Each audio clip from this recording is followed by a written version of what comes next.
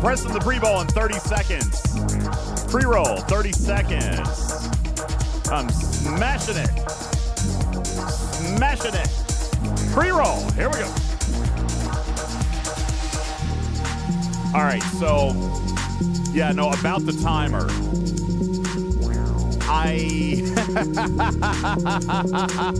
This is something I accidentally did yesterday. Yes, this is a new timer, Carissa. Yes, Broken Wolf, but it's not the timer I'm going to keep. This is a timer that I just had laying around because I accidentally deleted my previous timer, Griffin. I accidentally deleted my previous timer when I was working on all the overlay cleanup. And I accidentally deleted, yeah, it's gone. And I even went into the recycle bin, but I had so much in the recycle bin that it's gone. It didn't go into the recycle bin. It's all gone. Yeah, of course I deleted it. Yeah, you know, poop happens. So, hey, Matters, what's up, Wolfwood? Griffin needs to fix everything. Listen, in all fairness, I did really good work. Yeah, right. You did. Don't sell DJ short. I did some really, really good work. Griffin approved. So the only thing that I have left to do is I got to go and find a new timer. And I got to go find my timer. But here's the good news. I'm probably not going to use the old one either. I'm probably, now that I've learned some new tricks from the Video Master, I'm going to make an entirely new timer. Well, you should. You did do a good job.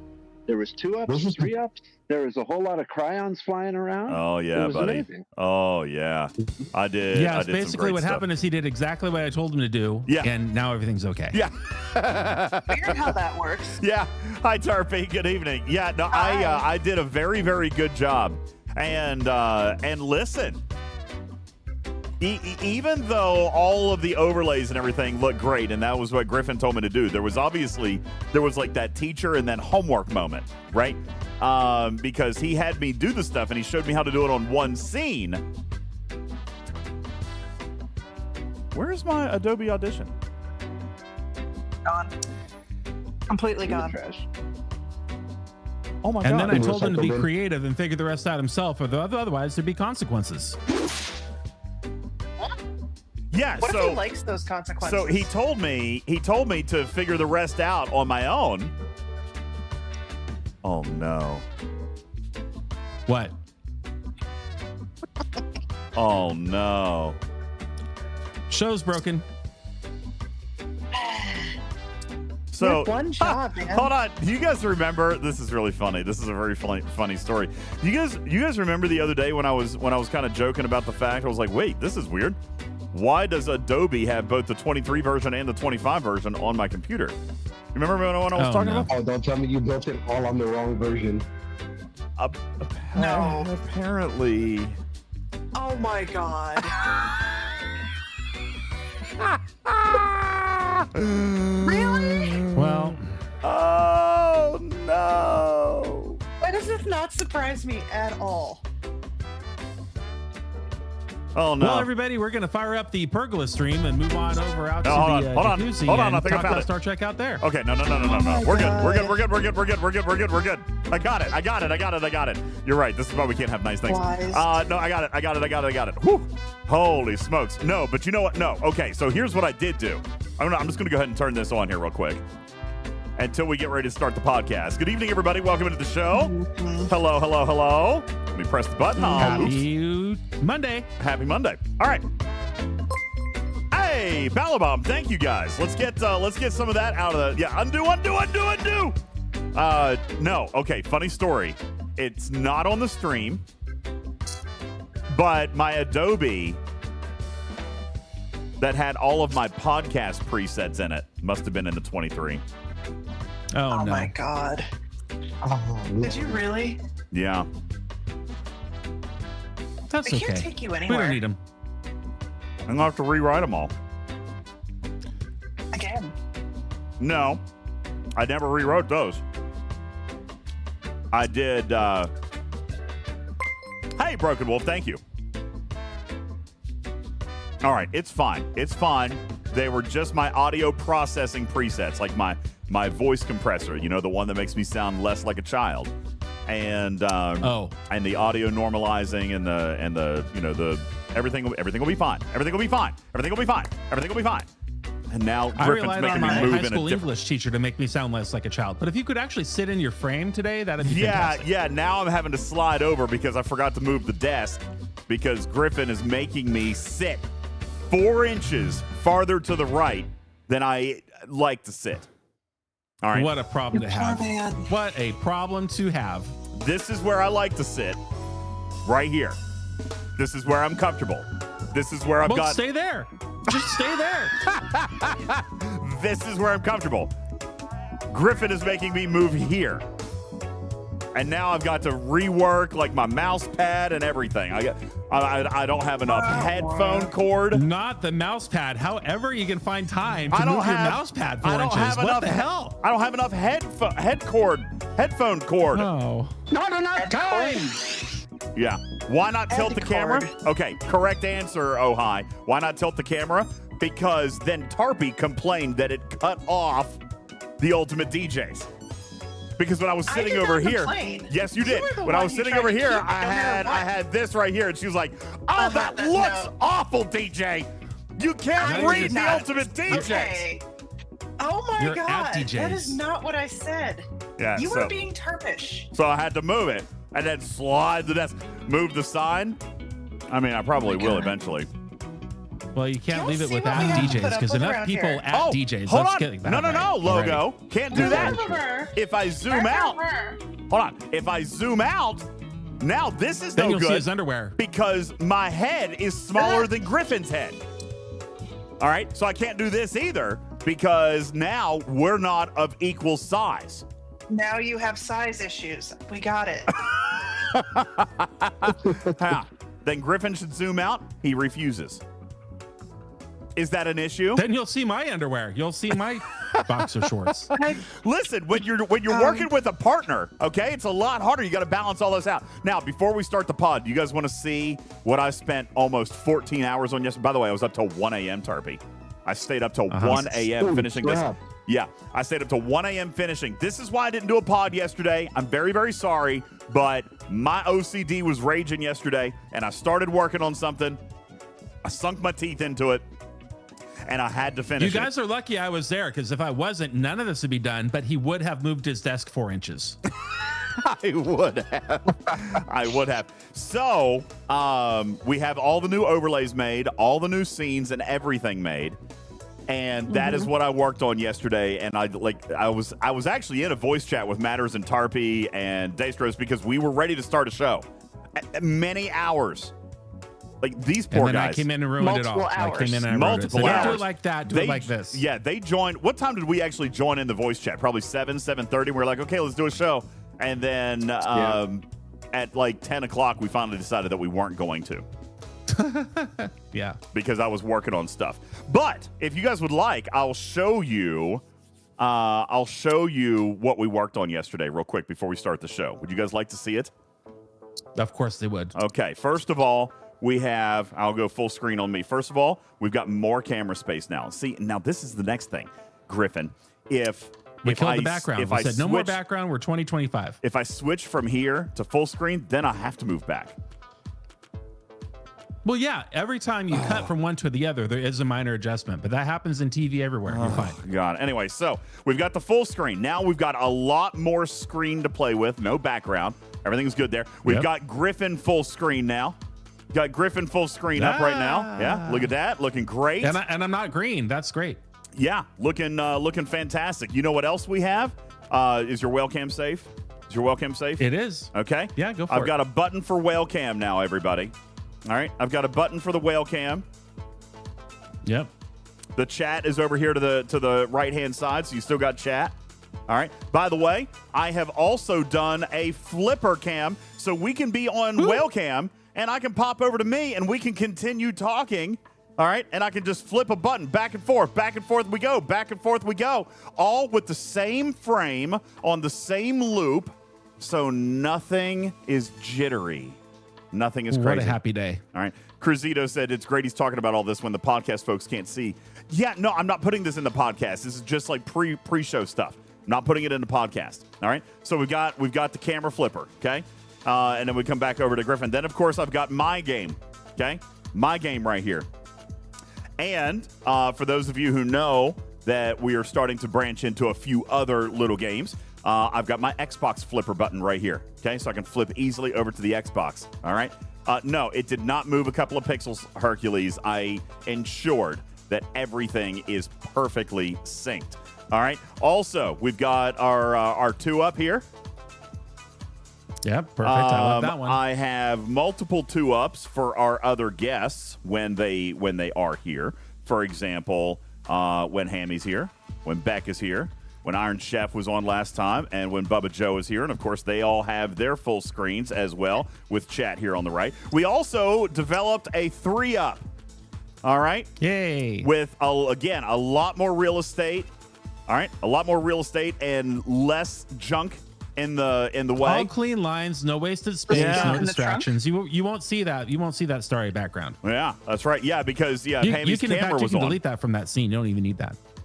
Well, that's true. I could. I'll just turn that off right there. Or at least hide it. Yeah, because if there was a third person, and Daystros, thank you. Daystros was the one that helped us test this the other day. Yes, sir. And we got it perfectly synced up. The chat is in a weird space in this 3-up. I'm not going to lie.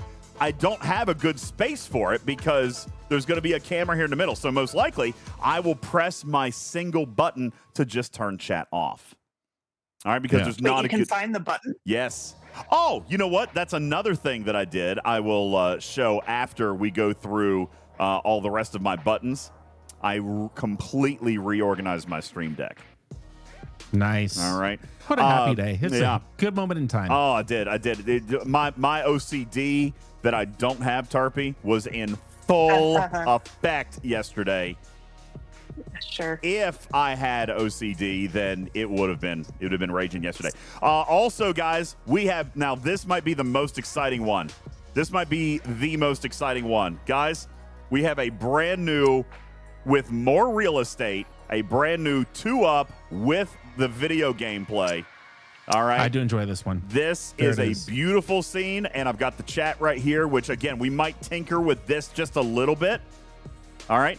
And I'm not exactly sure what to do with the real estate right below this mouse. We've got a little extra real estate to play with. All right. Oh, that's where we put the BOGO offer for Amazon.com and the Ghost Energy drink. Right down there. We could do that right there.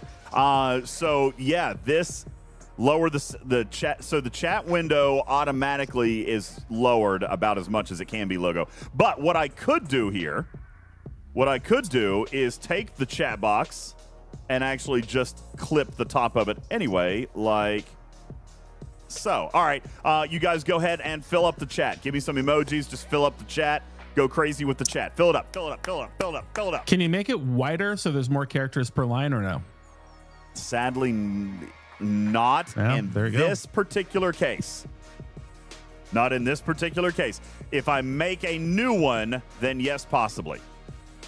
Oh, good. So we'll do that for 5 hours tomorrow. Hi, Indominus Prime. Yeah, we'll make something a little bit better for the chat window here. By the way, I also have a screen flipper here.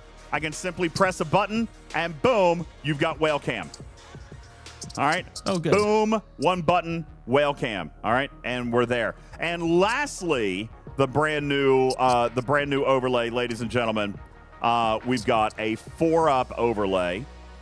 All right. So when we have the party rocking, then we'll have myself and Griffin here, and then we'll have 3 and 4 over here to the side. And Griffin, I might again have gone slightly overboard and went ahead and loaded all 5 cameras into this one in interchangeable positions. Again, good. My OCD was just nuts yesterday. Loaded all 5 cameras into this scene with interchangeable positions, so pretty much no matter who is on, we'll be able to bring them on. We'll always be prepared. That's what the Boy Scouts say. In any position. Well, in either of the 2 right-hand positions. Now, Logo says, wait, no, DJ can't be to the left of Griffin. You know, Griffin mentioned that. In the game, I am on his right side. All right? But I admit that I was starting to get a little tired when I did this one. So I probably do need to flip-flop them. No. No? In the proper TV format, the presenter is always next to the infographic, which explains why we have that one set up that way. That way you're next to the presentation, next to the screen share. Yeah, However, which is this one here. On a 3-up, 4-up, or 5-up, then the presenter will always be at the end. Usually the left side, but could be the right side. See, we're making it like a TV show. That's right, Balabon. Yes. I can have my guests in any position. Ooh, that doesn't sound right. Crazy. Okay, do I want to be here right now? Well, I think you do. I think this is in fact your brand. Do I? Yeah. Yeah. All right. So now I've got one more thing. I got one more thing to show you. All right. I got one more thing to show you. If you guys would be okay. Can I show you one more thing? Yeah, go right ahead. I can't wait. All right. Yeah. I'm gonna go back to the full screen. All right. I know that there was a lot of controversy, a ton of controversy over what color to use. By the way, is Carissa here? Carissa, you're here, aren't you? Let me also point out that Broken Wolf, Carissa, a couple of people that had some graphical issues with our first test run on the frame. You will note that I made the black frame extremely thin. I slowed down all of the graphics. All right, I slowed down all of the graphics so they are moving at a less distracting pace. Mm-hmm. And I also made it so with the click of a button, I can change the color on the frame. There is green. Now it's green, my favorite color. There is your board green. Okay. Can I see the teal one? Yes. Tarpy wanted teal. Okay. Go Boom. figure. Teal. All right. That's right, Wristbreaker. Thinner frame, slower animation. All right. Change the colors around a little bit so that you guys can have access to other colors if you guys want. All right. Look, we made hot pink. Made a hot pink.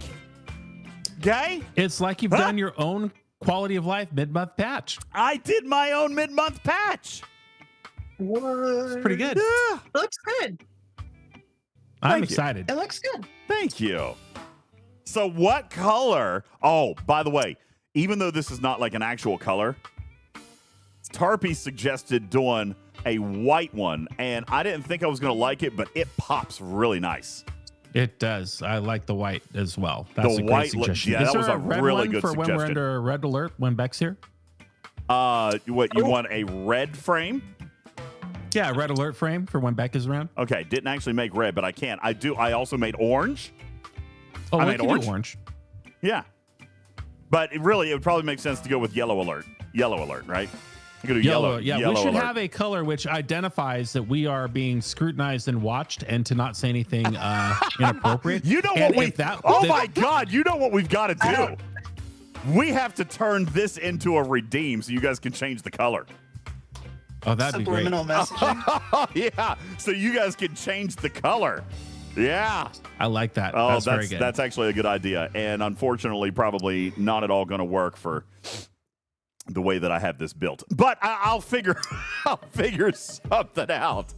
All right. You'll do great. Yeah. Fire Dog says great, and you only sacrificed one show to do all this. Congrats for being the 12th best content creator. Thank you. I appreciate it. Now, Firedog, in the past, we would have streamed that for 6 hours live on Twitch, and we would have made you watch the whole thing. Guys, I spent more than 6 hours on You this. don't want to. Yeah, you didn't want to have seen 6 hours of that. And by the way, We've done them. We've done many of those. They did. were very good shows. Tarpy and Matters and Daystros did, because I was in video chat with them the whole time. I'm like, hey, does this look right? Is this lined up? All right, is this right? And Tarpy was just like, bro, I'm trying to play Fortnite. And yeah, there was a lot of, I'm just really focused on this, and then we'll get the show started. So we all stuck around. Yeah. I mean, it was a lot of, long periods of silence, like 10 minutes of silence where you were working on something, and I'd be doing Fortnite, and then you'd be like, Tarpy, I need you to do something. I'm like, right? That's your fault for playing Fortnite. You're on stream time right there. You should have been playing another game. After all this, all right, it wasn't enough that I could say, okay, guys, great, go team, job well done. Then I said, oh Lord, I need to reorganize my stream deck for all these new buttons. There you go. Oh, good. Let's have a look here. So, new buttons labeled. Yes, I labeled. Do you need a label maker? Huh? Or do you have a label maker? I don't need a label maker. No, I don't need a label maker. Okay. That I can. Yeah. So, just one more edit, then we're going to start the show. That's exactly how it was yesterday's overtime. That was exactly how it was. Oh, for 2 hours. Yeah. So I use the Elgato Stream Deck XL. Shout out.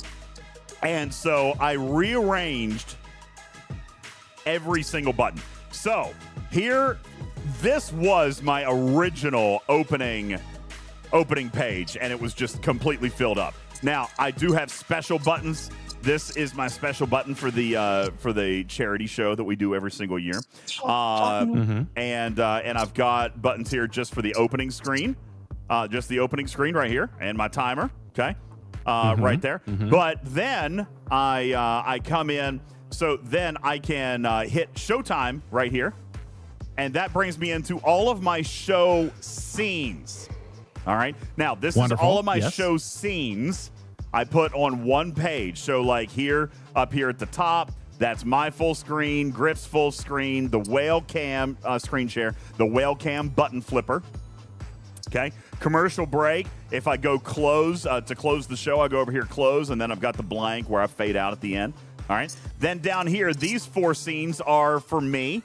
This is displaying my game screen with my camera, or the cat. The cat has a button now, or no cat, no camera, and then my Xbox flipper. And then inside here are my cat controls.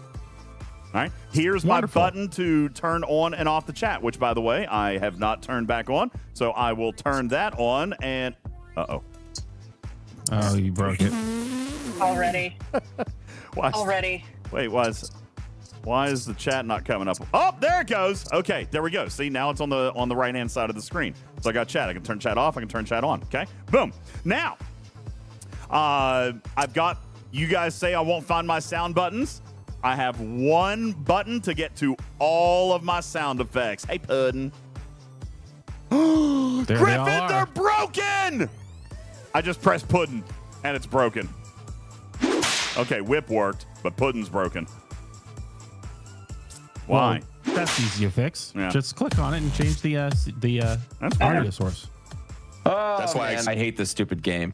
Quality. Why is Puddin' broken and all the rest of them are fine? Switch the source. Click on it. You haven't clicked on it. 2 more minutes. Click on the screen. I'm not gonna click on it on the screen because I might have file names and stuff. So no, I'm not doing it right now. I'll fix it later. Oh, now you care about docs. Yeah. So anyway, so I've got That's all my. what I say. Boo. No, wait a second. I did not even mean to press that button. God bless it. Yeah, it's just Puddin'. Literally, it's just Puddin'. Label maker. David. Okay, anyway, so all of my sounds are on one button, and then here, this one is mine and Griffin's 2 up, and then each of our guests, guest, full screen, guest and me split. There's our 3 up, our 2 up in the game, the 4 up, and the game flipper button, and the zoom on my camera, and there is everything nice and organized, Griffin. Everything is very, very congratulations. Beautiful, nice, I'm very, very happy for you. Very good. Now, if you'll give me a moment, I'm going to figure out what the hell happened to Puddin'. I'm telling you, just got to click on it and change the output source. It's not that. Or the file's missing. Well, so as demonstrated at the beginning of the screen when I lost my timer, I also, as if I didn't do enough yesterday, also decided to completely reorganize the file structure of all my stream assets. Oh, good Lord.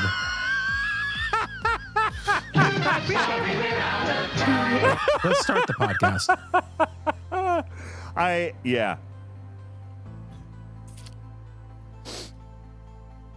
I can't find Hey Puddin'. Oh my God, I hope I didn't lose it. Well, that's easy for you to recreate. I completely reorganized my file structure for all my streaming assets because they were all pretty much just in one root folder and it was very disorganized. We're gonna start the show in just one more edit. Hang on. Uh-huh. 6 hours later. Where the hell? Guys, Hey Puddin' is gone. It's the only one that's gone. How did that happen? Oh, it's gone, because it's not in my recycle bin either. No.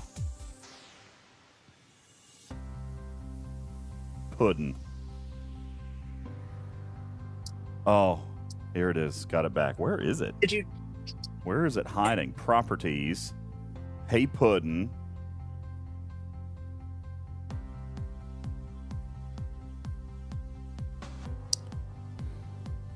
Hey Puddin'. Oh, okay. Oof.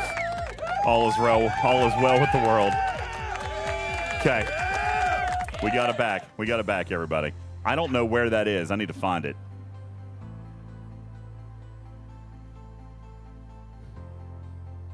Puddin'. How do I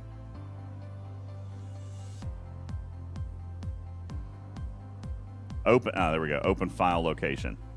It's in my Twitch sound alert files. Okay, I need to copy that and put it over into my Stream Deck sound files. Hey Puddin'. Okay, all right. All is right with the world. Whew. Man, okay. So, ladies and gents, why are you looking at me like that? Why? Time for another guest. I'm good. Strider says, how about that OCD? Yeah, no, I got it. Okay, ready to start the show?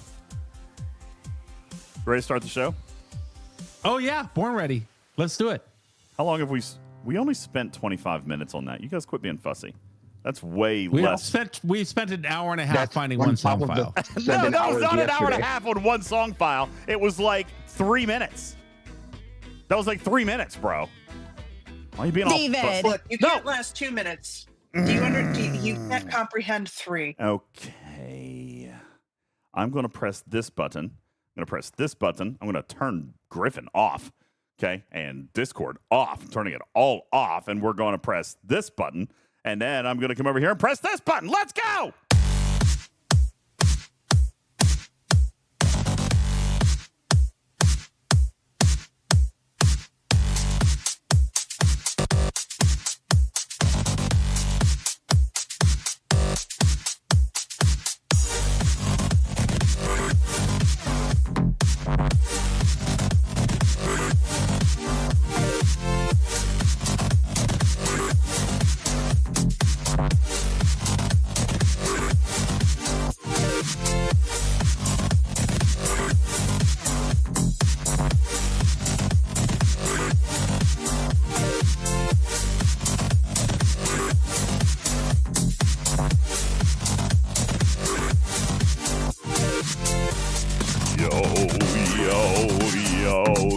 Good evening, everybody. Welcome into the show.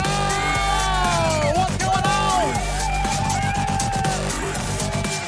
All right. Talking Trek is live. Good evening, everybody. I am your your host, UltimatDJz, and this is Star Trek Fleet Command's official podcast. Here tonight, we've got actual nerd geek data for you. That's right. Tonight, we are going over in detail the Cons Champions Loop. That seems to be the source of a great deal of confusion with relation to the new ship, the Reliant, and its value. So we're going to talk a little bit about what it actually pays. We're also going to talk about the new event store additions. Brand new primes have been added, and their costs are not the same. So we're going to talk a little bit about the new primes that were added and what those costs are and whether those are smash and pass. Plus, Tarpy is going to come in with your event store projections here now after one complete week. All right, we're going to see where we're at. And obviously, Tarpy, we were just talking about this yesterday, maybe a blessing in disguise that the show was actually delayed by 24 hours because today we got our STFC roulette event store loot event. And that was not here yesterday. So that popped in today to even bolster even more our event store loot projections. And that's right. We're going to get you guys close and taking a look at what your event store loot projections are. Indeed, my name is UltimatDJz. This is Griffin. Welcome into the show. Appreciate it. Who all is here with us tonight? Let's hear you. And a Talking Trek server sound off. You guys go ahead and punch it up in chat. And let's see who from the galaxy is hanging out with us here tonight. We've got Jace on server 44. What's going on? Raj on 9. Everywhere it matters on server 56. Newton is hanging out. Tarpy on 70. Omicron on 8. Thank you very much. What is going on? Dastros on 32. Jason on server 13. JR on server 72. Bearbutt Al on server 24. C Engineering on 36. Falcon 88 on the Sunny server number 8. Indominus Prime on 53. Silver Tab on 33. Check on 84. UK Wade on 112. Carissa on 61. Johnny 5 on 44. Jules Verne here on server 44 as well. Good evening to you. Welcome one and all. My name is UltimatDJz. This is Griffin. And we appreciate you guys being here. What is up, everybody? Thank you, guys. Monday. Happy Monday. Listen, guys, you'll never believe what actually happened yesterday. I know that you guys would never believe this story. You wouldn't know if I didn't tell you. So let me just spend the first 2 hours of today's show explaining what happened yesterday. Oh, Lord. Not enough time. You got 30 seconds. For those. Wait. So is the 2 hour thing you mentioned yesterday still a thing today? What was the 2 hour thing? I don't even remember now. You said you'd buy me a battle pass if we kept it under 2 hours. And I said you should buy someone a battle pass if we keep it under 2 hours. Deal's off the table. Deal's off the table now. We didn't have a show, so we never even got to start the deal. You're right. You didn't make sure I started the show. That's on you. That's not how that worked. That's not how that worked. I wanted to give it away to someone. Absolutely. You're out. Listen, I yesterday, just real quick for the podcast audience, because I know some of you in the live studio audience got a little bit of this in Fluffer time. I broke so much stuff yesterday. I didn't mean to. I did. But fortunately, I have a wonderful team. I have a great team. I got Matters, and I got Tarpy, and I got Griffin, who were all, and Dastros, who were all on hand yesterday, who witnessed me break everything and helped me piece by piece put everything back together. Thank you guys so very much. I appreciate that. You guys are an amazing team. That's right. I had to fix it. It was DJ's Fix It. But we did indeed. We got it all fixed, and here we are back. We had some problems in the studio. Yes, Divine. Griffin also fixed his headphones. Actually, those don't look fixed. Those look like brand new ones. Yeah, please. I have a new pair of headphones every show. That's right. He broke his headphones last time. Did my house burn down? No. Oh, that's an entirely different story. So, I'm so miffed about this. I am not going to offer personal advice or recommendations on companies because that would probably get me in trouble. But I tell you what, I do not recommend the one that I've got. Okay, and I'm not saying anything else about that. Listen, all right. When I filed my claim, they told me. For those of you who don't know, I've suffered a structural fire here at my home. Okay, when I filed my claim, they said, "Hey, we are going to send an adjuster out. We'll write you a check on site." Well, that's great. I collected all my receipts. I took all the pictures, everything that they asked for. I took the videos. I gathered all the information and all the stuff that was lost. Everything. I sent everything to them. They had all the money, or they had all the information that they need. And so then they were like, well, we're going to send somebody out. Okay, I expected that. We talked about that. It was an electrical fire. We expected them to send somebody. So they came out, and they were like, oh, okay. Well, we're going to have to send somebody out a week from now to do more testing. All right, we're gonna have to do a little bit more testing. We got to do a little bit more investigation on how the fire started. So we'll send somebody out next Monday. That would have been today. All right. So guy shows up today. That's great. Guy shows up today, and he's basically taking all the same pictures and everything that I did. Now he did, in fairness, have this really cool little laser thing, which I was fascinated by watching him use the laser thing. So you just hang it up on a wall. Right? And then you press a button and it instantly measures like down to the inch, like the length of a room. That was cool. That was very cool. I've never seen anything like that. He just put it on the wall and he beamed to the other side of the wall. And he's like, oh, okay, that's 58 feet. I was like, wow, that's cool. Wait, what, Griffin? Is that like a common thing? That was cool in 2004, man. Imagine that, a cat being amused by a laser. I thought it was fantastic. Okay, I thought it was a great little tool. I just want to know what you did and said to talk yourself into having an additional investigation. Did you run your mouth? No. You ran your mouth. So anyway, remember, then you weren't there. That's all you had to say. I wasn't there. Yeah, but they asked a lot of questions about what was in those spots. And anyway, okay, I wasn't there. So second guy comes out today, and he's like, okay.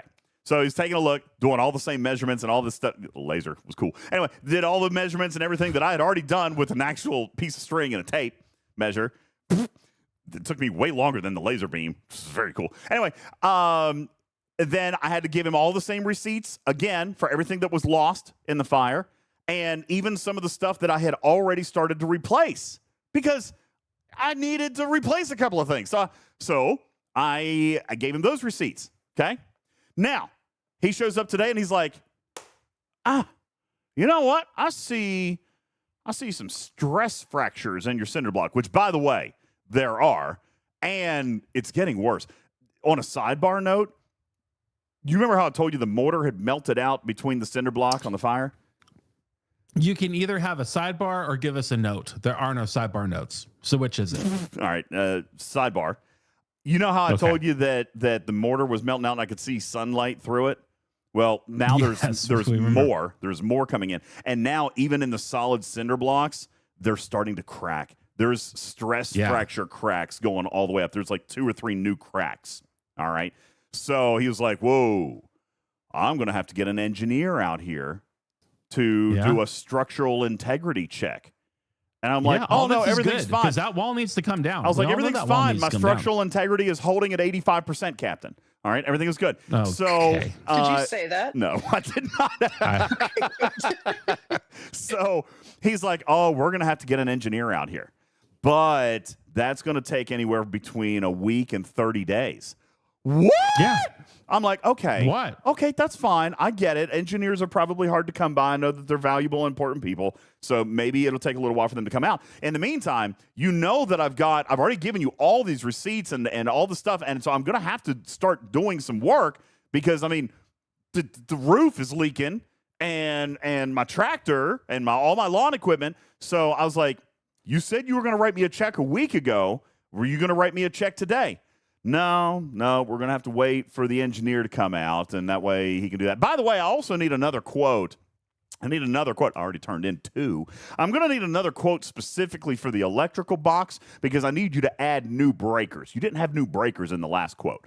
Even though I gave him like all the new conduit and all the new wiring and the new lights and the new box and the new, everything. He was like, yeah, you're going to need to add new breakers in there. I'm like, bro, they're like $2 a piece. Just throw $50 on there and we'll be good. No, it needs to be on the quote. So, here's the thing. Don't lean on that wall. That wall won't be there in 30 days. I believe you because now there's cracks everywhere and there's even more sunlight that's coming through. So, yeah, that was today. And by the way, they told me they were going to be here at 9 o'clock. They showed up at 12:30, and I was supposed to be at work at 12 o'clock, and they finished with me at about 3 o'clock. And I had to call Mrs. Boss and be like, okay, for the second Monday in a row, guess I'm not coming to work. Sorry about that. Very frustrating. Very, very frustrating with my home insurance right now. So, and they haven't paid a dime. You've got to manage your expectations. It's not a fender bender on the interstate. I get it. Your barn is going to collapse. I know. So I know it is. And by the way, just for the record, I did call more than one third-party insurance company, you guys. More than one, or third-party appraiser, because that's what you guys said to do. So I called more than one. I called one, and they were like, oh, yeah, we're not interested. Your claim limit is too low, so we're not going to help you. Oh. All right? Because this is not my home. It was a secondary structure. So the you're limit, gonna hit your cap. Oh no. Yeah, my cap's only $50,000. Oh, you're screwed. Oh, I'm so screwed. I am going so far in the hole on this thing. Far in the hole on this thing.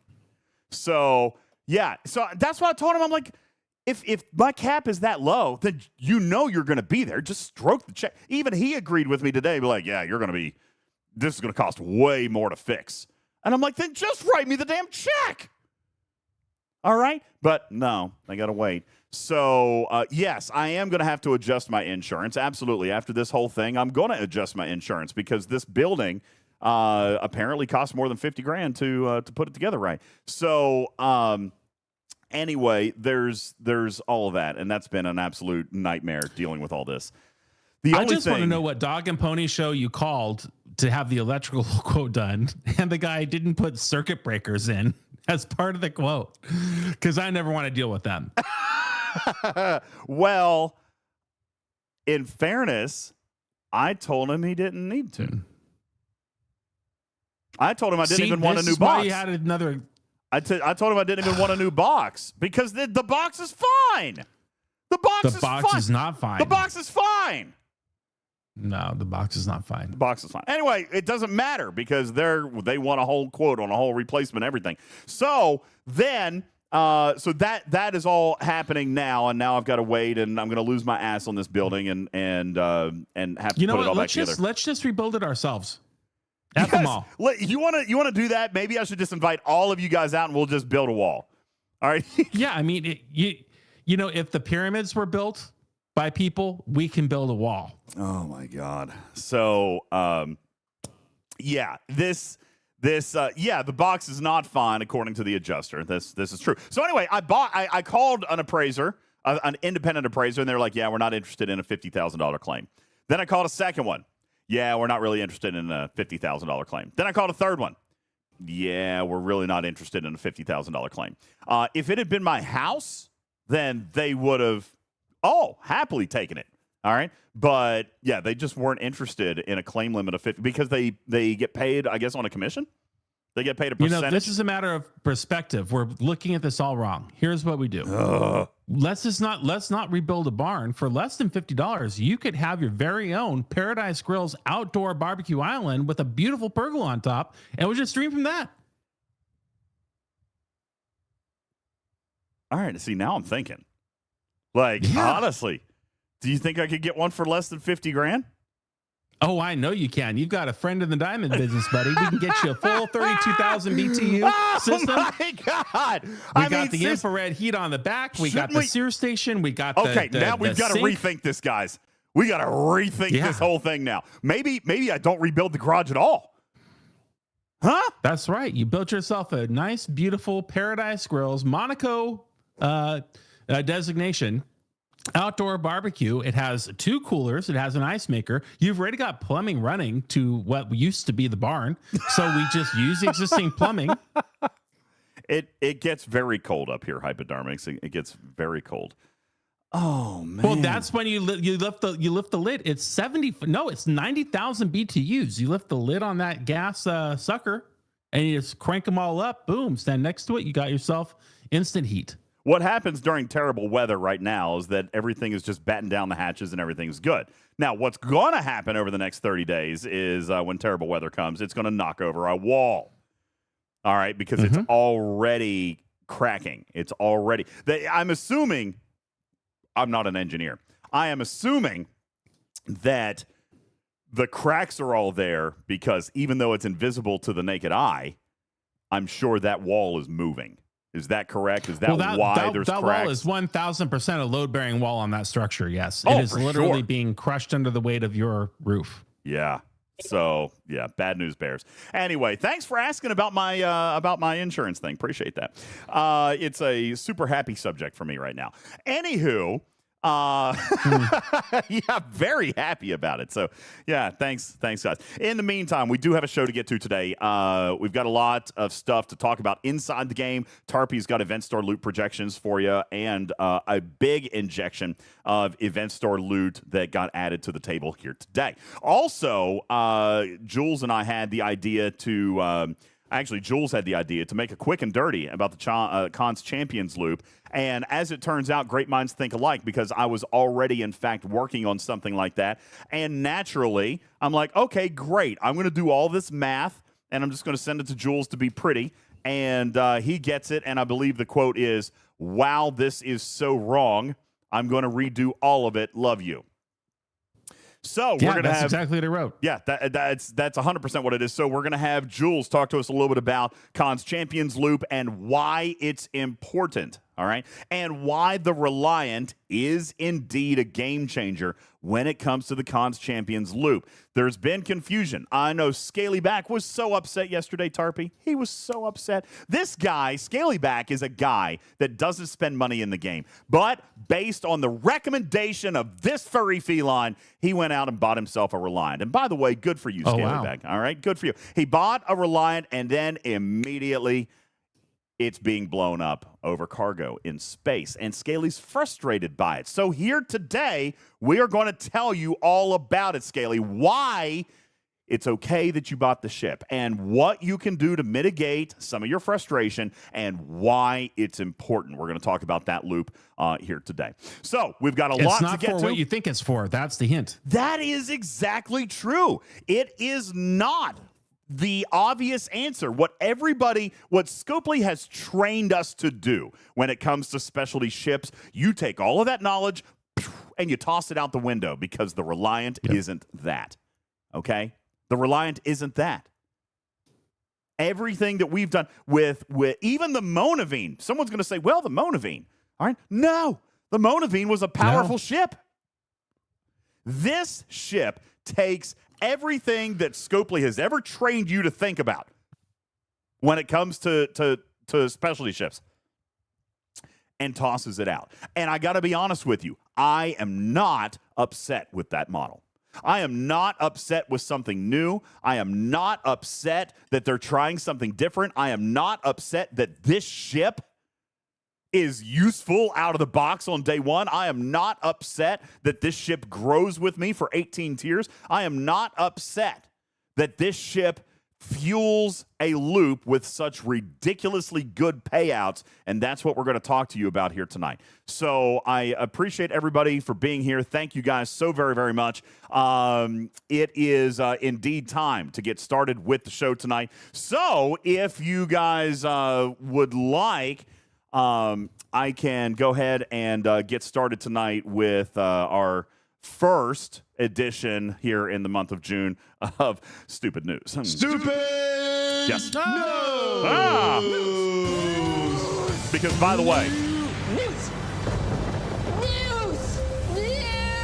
while Tarpy, after I spent 14 hours on overlays and my stream deck, I was feeling quite accomplished. And I thought, I don't want to go to bed. I've just had 3 ghost energy. Maybe I should do something else. So, it's time for the news. So I wrote news. This is what's happening all across the world. Walmart is in the news. Griffin, Walmart is being fined. They're being fined by the ATC. Now, that's a scary thing when you think about it. Those are the people that monitor, like, the guns Like, right? Guns. No, that's the ATF. Oh, ATF. Okay. It's the gun people. It's the gun people that are doing it. Walmart's being fined by the ATF for shipping realistic toy guns to the state of New York. The guns were so realistic. Yeah. The toy guns were so realistic. New Yorkers actually used them to rob multiple Walmarts. All right, that happened. That backfired. Yeah, it didn't work out. A rare New Zealand snail. Yes, a snail, like a slug, but with a shell on it. A rare New Zealand snail was filmed for the first time ever last week, laying eggs from its neck. Okay? Yeah, it laid an egg out of its neck. I speak for millions of nature fans everywhere when I say, ew.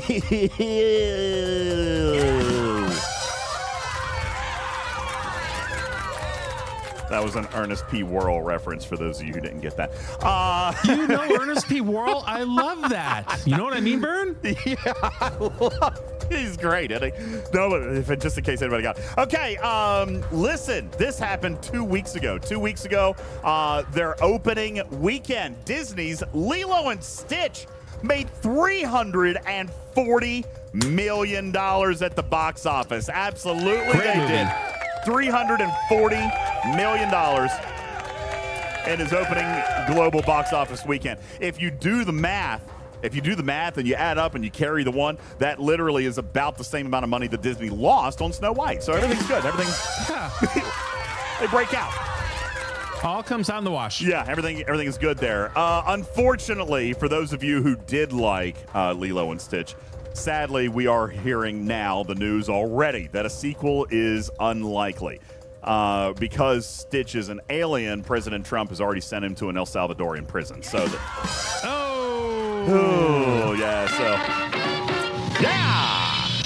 last week we make fun of all political parties here. Nobody freak out on me. 2 weekends ago, a couple of weekends ago, and the chat goes wild. Iron Chef was in here. He actually showed us an image. No, Savage Darkness, we don't get political because I make fun of everybody. Okay? He always has. He always has. There will be something for the other team coming. Don't worry. Yeah, I always make fun of everybody. Okay? Like, it's that. A couple of weekends ago, an erupting volcano in Hawaii shot a fountain of lava 1,000 feet into the sky. This was a huge eruption. To prevent future eruptions, geologists are urging the volcano to just think about baseball. Baseball. Yeah. Mm-hmm. But it was fine. It was fine. In response, the volcano's wife tried to ease the situation by saying this kind of thing is perfectly normal and happens all the time. Fine. Yeah. There you go. Also, this joke I didn't want to get rid of. I actually wrote this one a couple weeks ago as well. It was about the basketball stuff that was happening. Everyone was talking about the Knicks' loss to the Pacers. You guys remember that? That was not expected. I don't think anybody really expected it. Everybody was talking about it for a couple of days. If you ask me, though, it was kind of refreshing to see someone choke besides the Mets. So, I mean, it was entertaining for me. Yeah. It is, in fairness, it's kind of sad.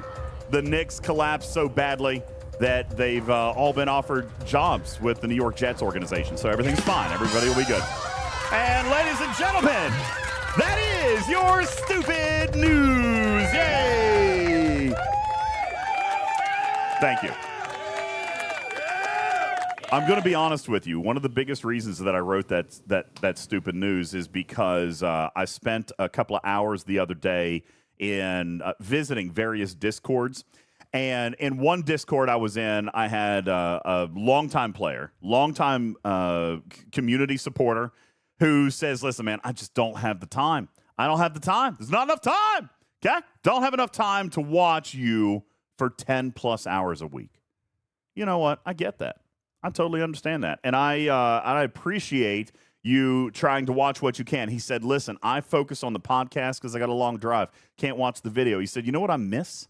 He said, I love about your podcast. I love the radio style of it. He's like, it's like the best morning show that I've never listened to. He said, I love the humor and the comedy and the stupid news. It always makes me pee a little bit. So there you go. That's for you, buddy. Thank you very much. I appreciate it. Thank you for reminding me why we started this community in the first place. It was my need to do a radio show and do something different for you guys. And I just appreciated our conversation. Thank you very much. Griffin, I just call total BS because I'm waiting for my joke to read that you clearly wrote for me, and I have nothing. I didn't know you wanted one. You left me out in the cold. No, Again. listen, you have never asked to read a news story. Bubba did sports. Okay? Bubba did sports, but you did. Thank you, chat. Everybody loves the stupid news. Wristbreaker says, love the podcast. Well, not so much the stupid news. Play the sports bumper, and maybe I'll just come up with something. Oh, okay. Well, ladies and gentlemen, looks like we've got Griffin with sports.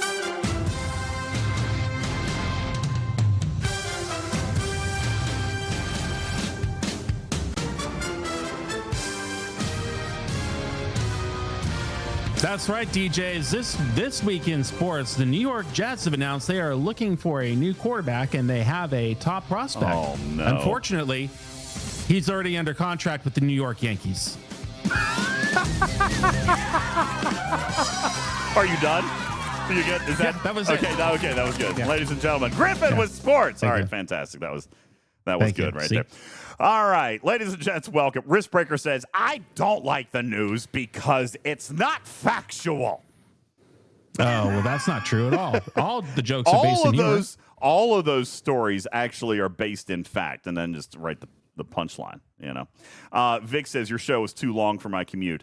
You know, fortunately, Vic, I say fortunately, it's because we've actually done a few lesser shows that it's probably going to be a little bit more relevant for you. I was actually looking at this, Tarpy. We are down from our average. Last year, we averaged 10 shows per month. This year, we're averaging only 7. And I feel like that's okay. I feel like that's actually okay. Because, Tarpy, you and I made a very concerted effort. We had a conversation towards the beginning of the year, made a very concerted effort to stop doing a ton of editorial and stop doing filler, that we wanted to do more teaching, which is what Talking Trek was always about, was to get back into the teaching, get back into the facts. And if we don't have stuff for a show, we'll stream and have a fun game, but we're not pushing BS into the podcast. And so, yeah, that's it, Raj. The bonus streams are kind of just, you know, for fun and playing games and things like that. But when it comes to the actual podcast, we want there to be meat and potatoes. That's right. Quality over quantity. Thank you very much. I appreciate that. That's what we're going for. So we have averaged a few less. That was actually a piece of the conversation I was having with this individual on that Discord the other day. Was like, hey, listen, maybe this is helpful. Maybe, you know, it might take you a couple days to get through a show, but there's not like 2 and 3 shows a week. Now we're averaging like 2 shows. Well, I guess it's like 2 shows every 9 days or something, Tarpy. It's weird. But yeah, we're averaging 7. Did you count how many hours of show that you have? So if it's a lot like of hours. fewer shows, but a lot of hours per show. Well, it's still the same, about 3 to 3.5. That really hasn't changed. Okay. So, but I mean, that's still a lot of content. That's like 20 hours a month of content. So, I appreciate the feedback. I do read it all. I actually spent this past, that was another thing I did this past weekend, Tarpy. I caught up on over 250 DMs. I caught up on all of the pack grants. Guys, 100% of your pack grants are going to be done this week. All the battle passes are going to be done this week.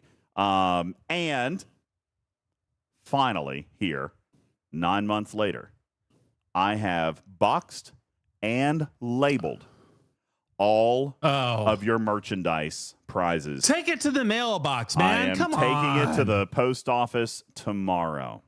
I know. Oh, that's a happy day. I am very proud of you. I boxed it all, labeled everything. Congratulations. And ladies and gentlemen, that is the power of the energy provided by Ghost Energy, with 200 milligrams of caffeine, 1,000 milligrams of carnitine, and amazing flavors. A new one, in fact, tonight. Absolute amazing flavors. That's what you can expect from the legendary people over at Ghost Energy. It's legendary energy. Awesome, epic focus, and none of the crash. That is the energy packed into every can of Ghost Energy. Be sure to go and get yours today by typing !Amazon in the Twitch chat and use that link to support our show and purchase your Ghost Energy at the exact same time. !Amazon will take you straight on over to Amazon for all of your normal everyday shopping and support Talking Trek in the process. And be sure to find all the amazing flavors available from the Amazon grocery store. Griffin, who is in close personal contact with the amazing folks at Ghost Energy, what new Ghost flavor are you demonstrating for us tonight? Oh, I'm glad you brought it up because it's late at night, 10 at night. I'm about ready to fall asleep. Absolutely. And now I'm ready to crack my brand new can, DJs, of Ghost Iced Tea Lemonade right out of the box. Wow. That and I bet enjoy is me amazing. Some nice little Arnold Palmer action, DJs. I would Ghost Energy Iced Tea absolutely. Lemonade. It's a ready-to-drink energy beverage that combines the classic flavors of iced tea and lemonade with a functional energy formula. Did you know?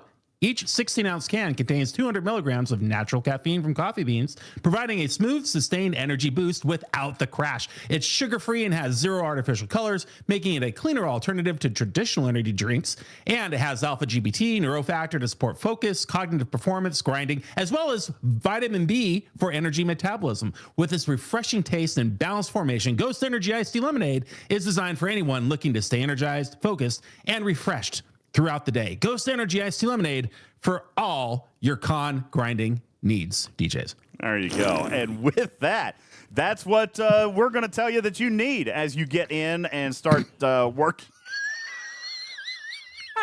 It's gonna kick. Are you It's okay? gonna kick. Are you okay?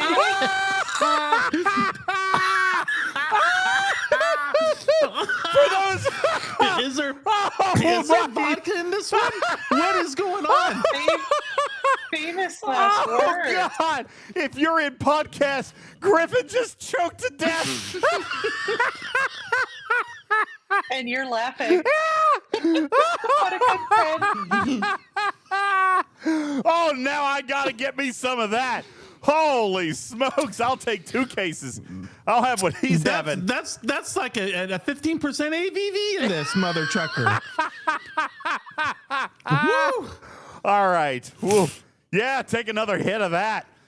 Oh, Yeah. man. Introducing new hard Ghost Energy Iced Tea Lemonade, everybody.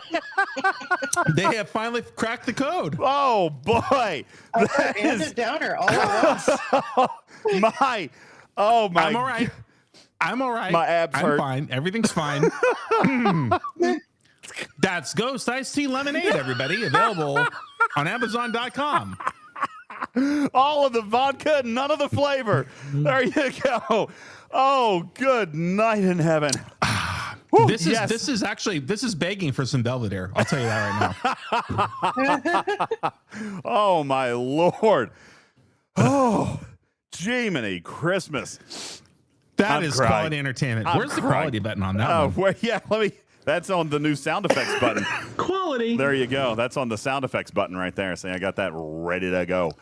All right, guys. Oh, thank you, Dalrich, for clipping my near-death experience. This is very good. Oh, Lord. Okay. Just about died. Anyway. Okay, guys, appreciate you all being in here. Listen, we got a couple of things that we want to do. First, we're going to knock this one out first. Daystros is on stage. What's up, buddy? Daystros, how you doing, mate? Listen, Tarpy, you and Daystros were talking about this yesterday, and I thought this was a great educational segment. Doesn't have to take a real long time. I want to start with Daystros' portion of this. Guys, Griffin, they have... I'm not sure exactly what has kind of lit them up over there in Culver City over the last couple of months, but we have seen the introduction of a number of legacy primes. I do describe them as legacy, Daystros. I mean, that's probably the accurate word for it, right? I mean, they're not fresh new primes, but there are primes that follow along with the UltimatDJz school of priority access or premium access, in which everything needs to be made available, even paid exclusive content, even primes, okay? We've seen the introduction of Dry Dock G now with the Augment store, and this month in the Faction store, we've actually seen a couple of new primes. Now, not every prime released into the game is good. We've actually talked a lot about this over the years, Daystros. When a new prime comes out, we'll kind of give it a smash or pass right up front. Last month, there were 2 new primes that Jules pooped all over. All right? There's one that I kind of like. So there are some better primes than others. Some of them are pretty bad. However, they still deserve sourcing. Okay, they absolutely do, because that's the only way that you ever come close to narrowing the playing field. And while the field, as Cruzito would say, will never be level, okay, it will never be level, it can't infinitely grow further and further apart. All right, it just can't. So you've got to find ways to source some of that older paid content, and they've been doing a little bit of that here over the last couple of months. So Daystros was spending some time yesterday with Tarpy. We were talking about the brand new content that actually came in this month's event store, the June event store refresh, if you will. I'd like to turn it over to Daystros on the stage, who has made an amazing little presentation for us to see graphically as well, which we will share in the graphics room for the podcast audience, but we're going to go through this audio-wise as well. That's right, Matt. It's kind of like a choose-your-own-adventure kind of prime. We're going to talk to you about the primes that were introduced this month, and then Tarpy will tell us how many of them that a free-to-play can buy, if any, at all, with our event store loot projections. Daystros, tell us a little bit about what is going on. What is new in the event store this month? Fantastic. If you want to pull up that wonderful presentation. So, guys, while we're getting set up, I just want you to know that, honestly, melee matters in the game. We were talking about this yesterday. Like, this round of additions feels like it's the least heavy hitting for progression, specifically because of the things that were added. But it is a very nice thing to see the trend that they started this year of new additions staying permanent, so that there's no FOMO on these things going forward. Like, you know, the next time there's an event store, you can go back and pick up something you might have missed. So it is fantastic to see that, you know, this is 3 months in a row where we see the old new additions still present in the store going forward. So let's talk about what's new in this month's event store. And the first thing we're going to talk about is probably the beefiest topic to talk about. It's going to be the new prime particle we see, which is Prime Mirror Particle. This is also setting a really nice trend where this is a multi-use particle, but it's only been in the game for 10 months now, wherein it came out last year, you know, starting in the Mirror Universe. Gosh, is Mirror Universe almost a year old now? Is that really? July. Wow. Really? July? Next month would make a year, yeah. Golly. Hey, real quick, just as a quick sidebar or side note or sidebar note, if it helps you, Daystros, I just popped up a preview of this screen in the studio. So it'll be a little bit more real time for you there. What we're looking at, podcast audience, is a list of primes that the Prime Mirror Particles will actually pay for. And there's a list of them here, Daystros. What's first? So the first one that we see here is going to be the Prime Liquid D Refinery, and this is honestly probably the one of the 2 best choices that we have in this list, because it doubles your Liquid D gains from your raw Trillium A and raw Trillium D exchanges, which means you can get twice as much Liquid D as you were getting before. So what's great about this is pretty much everyone should have a protector, unless you're like a very fresh player who hasn't had the chance to pick it up through Saren's Invasions or event stores. And what this will allow you to do is to get twice as much stuff for less work, or you can you kind of have 2 options, right? You can do the 1 chest refiner, which is 1/4 as expensive as the 2 chest, and still get more than you need. Or if you're a min-maxer, you can go ahead and do that 2 chest option, which is going to give you boatloads more than you need to pay through all the refinery options for the Liquid D. So it kind of gives players the choice of, hey, I do like doing the double work of going out there and mining all of my Trillium to maintain that double pull. Or I don't have as much time, or maybe you guys do have an active server where they are hunting inside of the mirror universe and you do get hit. So you can still get away with doing more stuff with less. We labeled this as a smash because this is honestly a fantastic investment. The earlier you starting your MU of having this, the better it is for you. Yeah, that was what I was kind of thinking. This is a prime. And we can. I see Jules is on the stage. He might be able to chime in here with some requirement data where this prime becomes available, because obviously this is not a prime that I will personally invest in because it doesn't boost the amount. That's just it, Divine. If it boosted the number of pulls that I could get, say for beryllium spheres, I would love to. All right, I would go all in on something like that. But that refinery, as Daystros just mentioned, and as some of you guys are mentioning in the chat, that refinery does have a relatively short lifespan. I'm mostly done with a lot of the pulls in there, and I'm doing just now the maintenance pulls, right, on some of the materials and things like that. So this, I think, is definitely a smash for early level players. Okay, absolutely, Daystros. I think players who have been in MU as a higher ops, maybe G5 and G6, they're probably at this point swimming in Trillium D, in liquid Trillium D at this point, where I don't know about you guys, I don't grind and I still have over 100,000. So this, again, a very valuable prime when it came out to accelerate the loop. And for catch-up players, I see this being a massively huge thing, which, by the way, is exactly why I'm going to recommend that Scopely continue to do this. I am not pooping on this prime, for the record, because legacy players have probably worked their way mostly through that loop. This is a wonderful speed-up, catch-up mechanic. I would agree with you for the G5 and G6 players. If we didn't get something with the Wrath of Khan update, that kind of means players are going to need this faster than they think. So this month with the Reliant, we got a new round of officer efficiencies.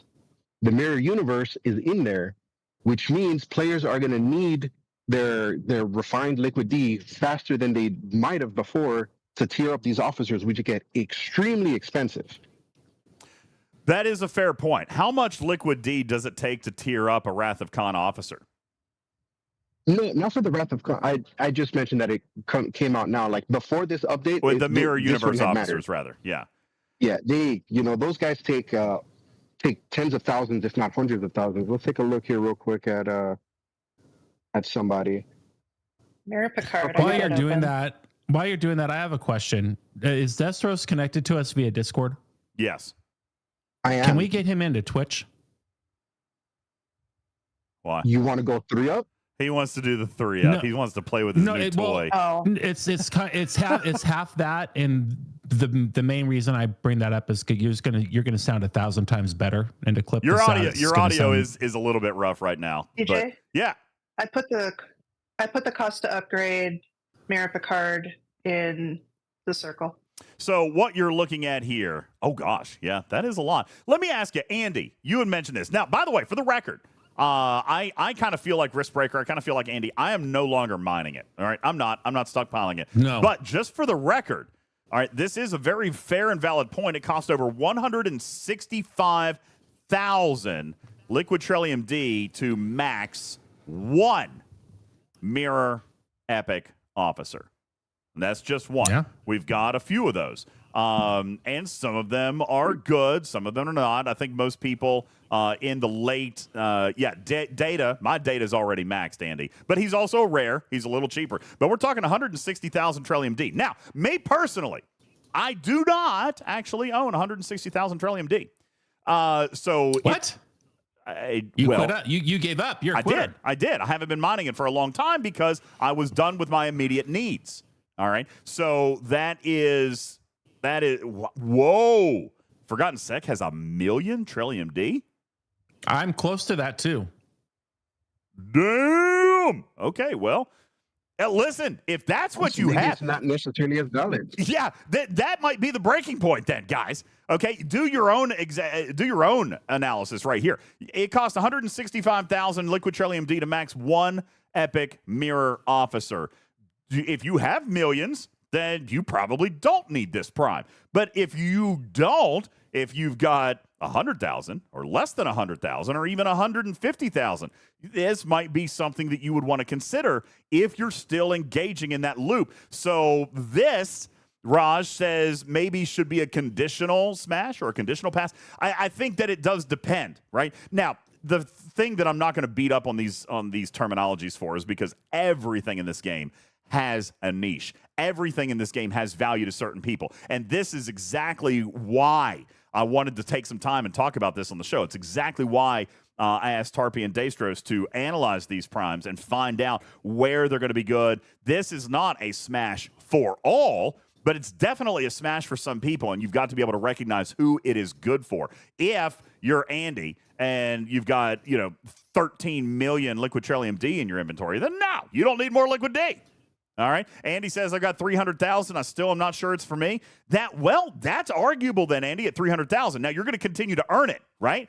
It now also depends on how quickly we are going to source some of these officers. And in fairness, Scopely has demonstrated a willingness to actually ramp that up to the point where I might have to sit down and be wrong, Griffin, because I'm seeing more and more and more feedback about the crunch of officer badges.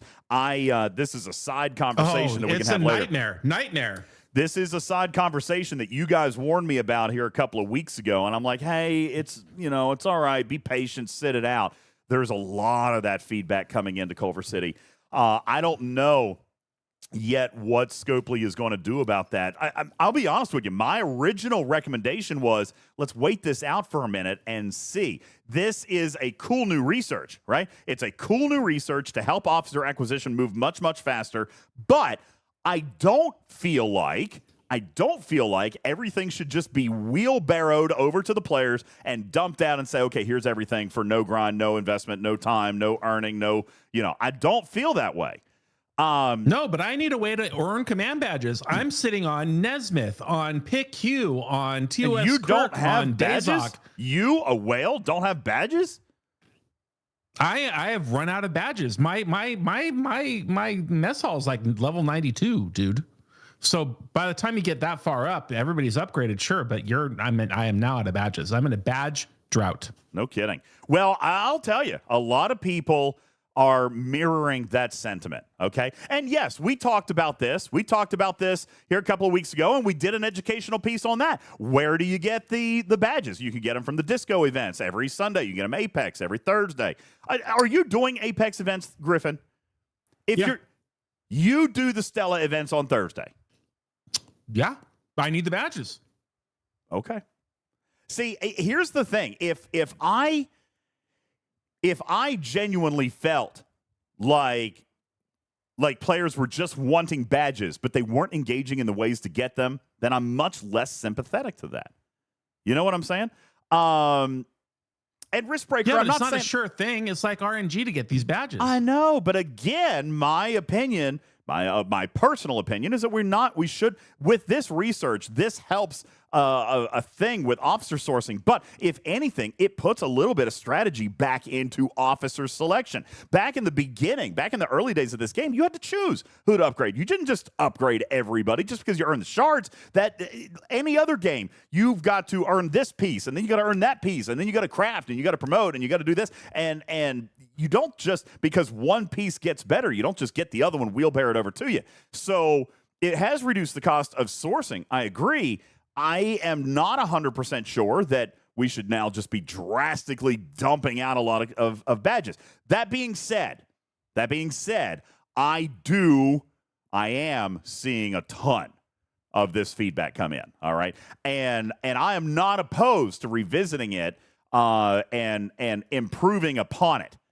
All right. I think that Scopely is going to have to look at this, just given the amount of feedback that's coming in, Griffin. But I don't know that I would expect a wheelbarrow full of sourcing that comes out. I don't want a wheelbarrow. I want a more direct path to sourcing. Other than I know I can buy a recruit pack.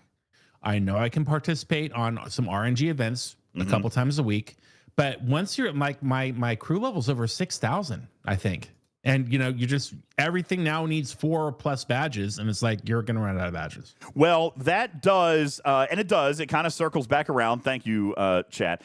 The reason that I kind of mentioned that is just to acknowledge that Scopely is hearing that. I'm hearing a ton of that as well. And I have represented community feedback that I don't agree with in the past.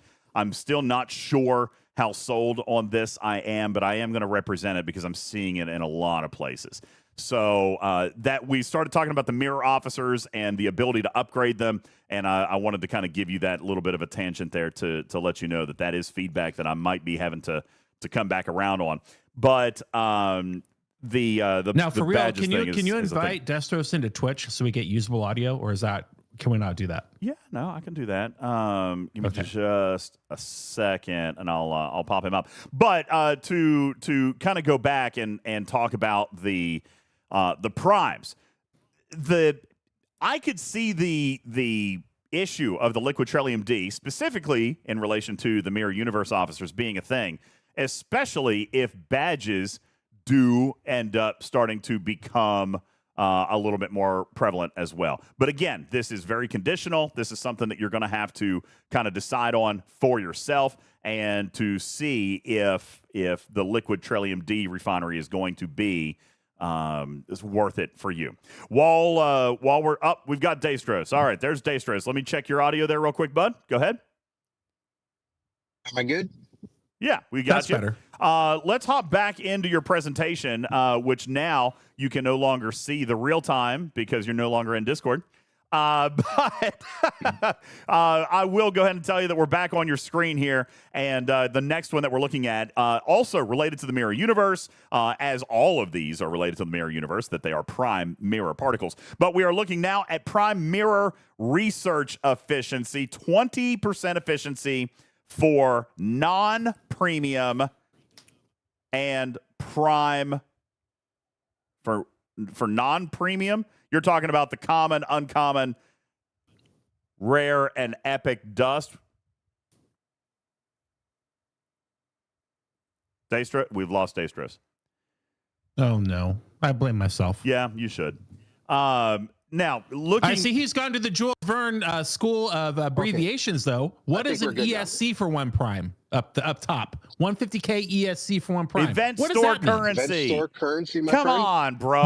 We can't put the whole thing. We can't put the whole thing on the screen. Event store currency, man. Come on, Jesus Christ. Where is the legend? Where is the legend? I just want to know. Escape key.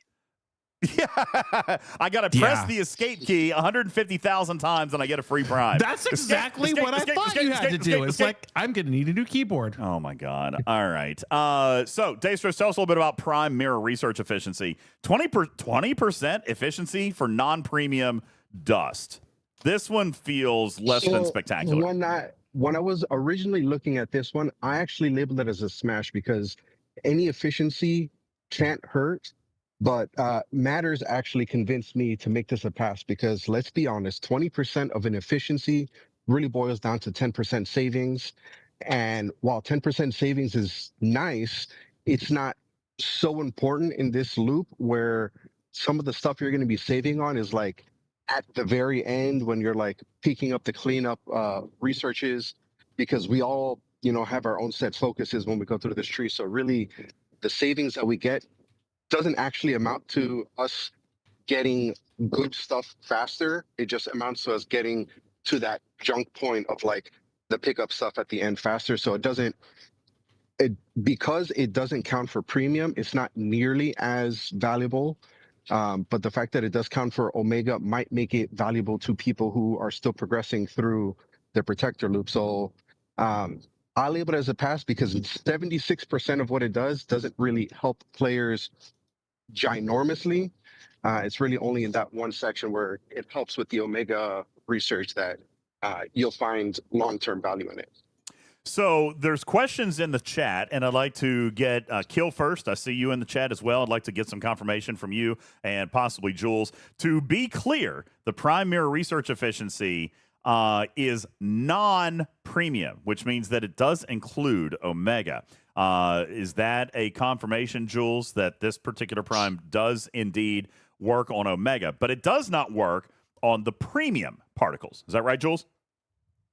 That's correct, and you can see it in the actual description in the game. It says Omega on there. Yeah, so this does indeed work. But I agree that while efficiencies are always kind of nice, all right, this, again, Mirror Universe was designed in such a way that it didn't have a super long lifespan.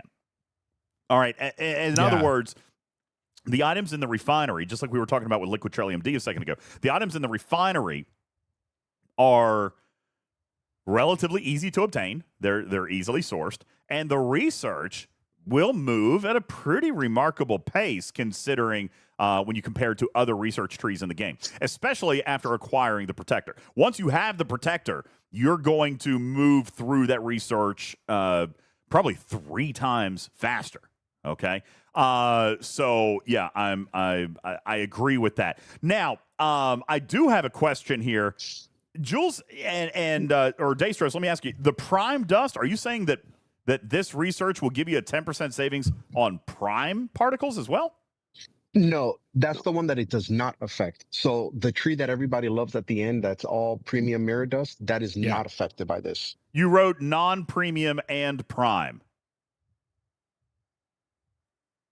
I think this might be a typo. I'm not entirely sure. You wrote 20% efficiency or just for interpretation, meaning that it does not work for premium or Prime Dust.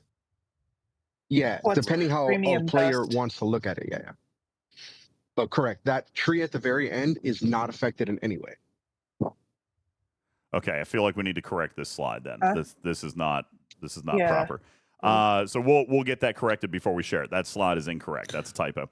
But that being said, and again, I'm going to come back and say that there could be some conditional on this. All right, in all fairness, if you are an early player, just now getting into the Mirror Universe, just getting your Protector, there could be some premium here for you. But again, this is one thing that I talk about a lot, Griffin, is the lifespan of a Prime. The earlier you get in, the better it can be because it has a long term. And you guys have also heard me use the word finite. That there are some primes and some things in the game that have a finite lifespan. That means basically when you're done with something, it's done. It no longer pays out. Examples of that would, for example, be this prime. When you're done with the tree, there's nothing else to do it on. There's no overflow mechanic for those particles. You just stop pulling them, meaning that the prime is only going to last in its efficacy 5 to 6 months.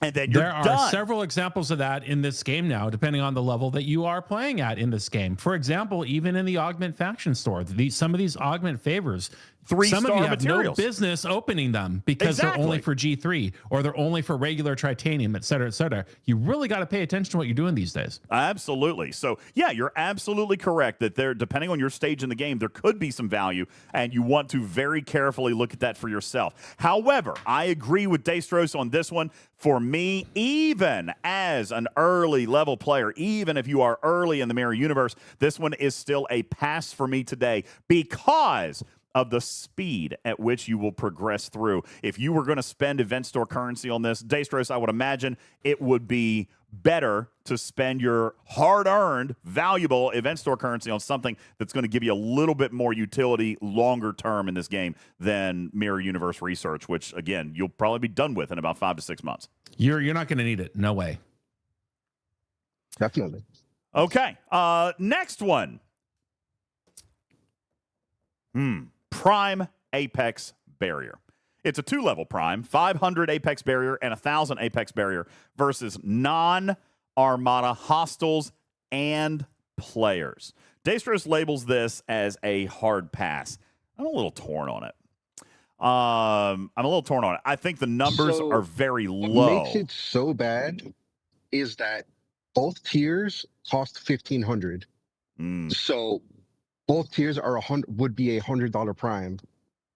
That means it is a very expensive node, and 500 and 1,000 are such tiny numbers, especially with the presence of Apex Shred in the game now, and Apex officers like the Retaliation Squad. It's even less valuable than it was last year when it came out. Absolutely. And remember, last year we labeled this as a pretty low value, if not entire pass as well. So yeah. Now with the kind of Apex barrier we're seeing from other sources, it's even more of a pass than it was before.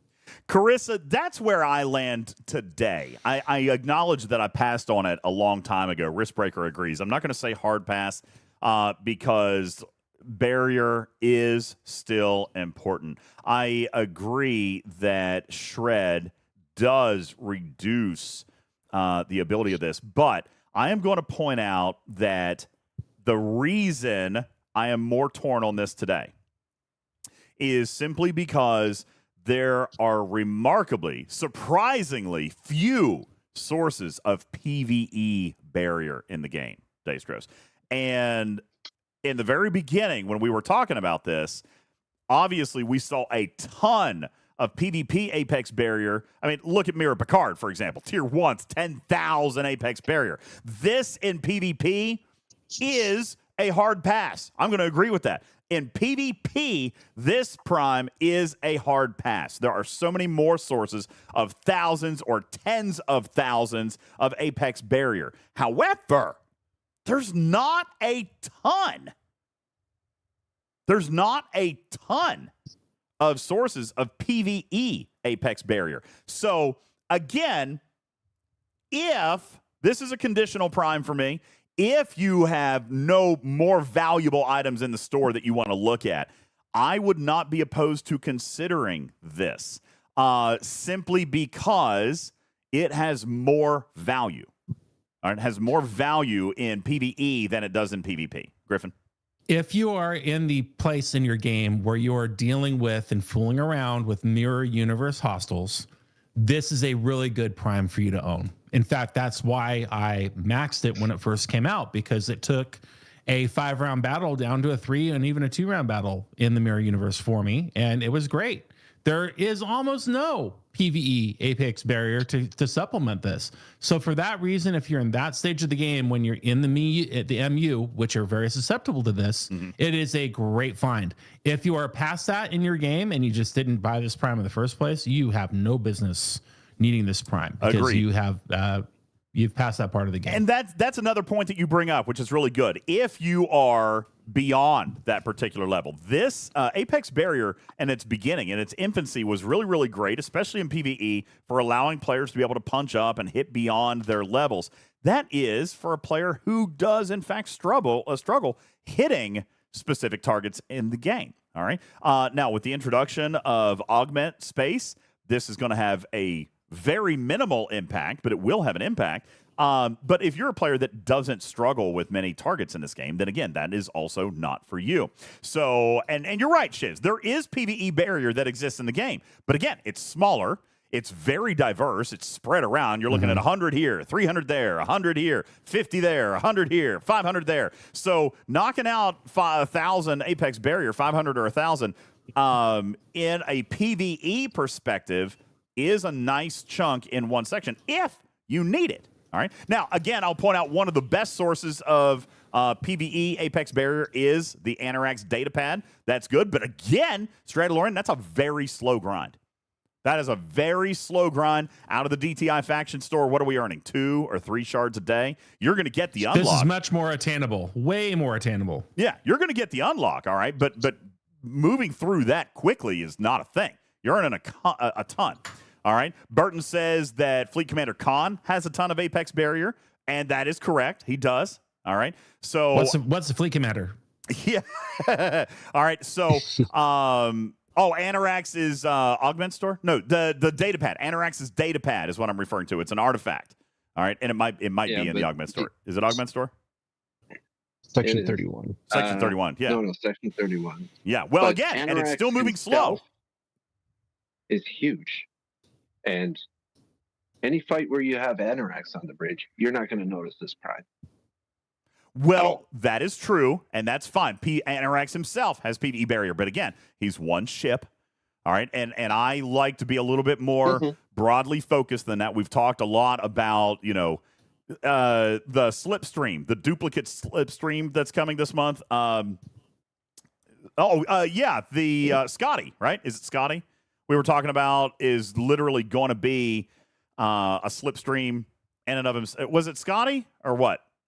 Crap! Somebody help me. It's not. It's not. It's Scotty. It is Scotty. For the below deck. His below deck is basically a second slipstream. Yeah. The shield mitigation thing. So it's literally a second slipstream that you can now put on a second ship that has value. All right. So I think that is something that we should look at. All right. Fair enough. So that one, again, situational. Certainly not for the high level, advanced level players. Yeah, and again, I think we're noticing a trend here. This is a catch-up mechanic. Catch-up. Yeah, it's a catch-up mechanic, which event stores have always been.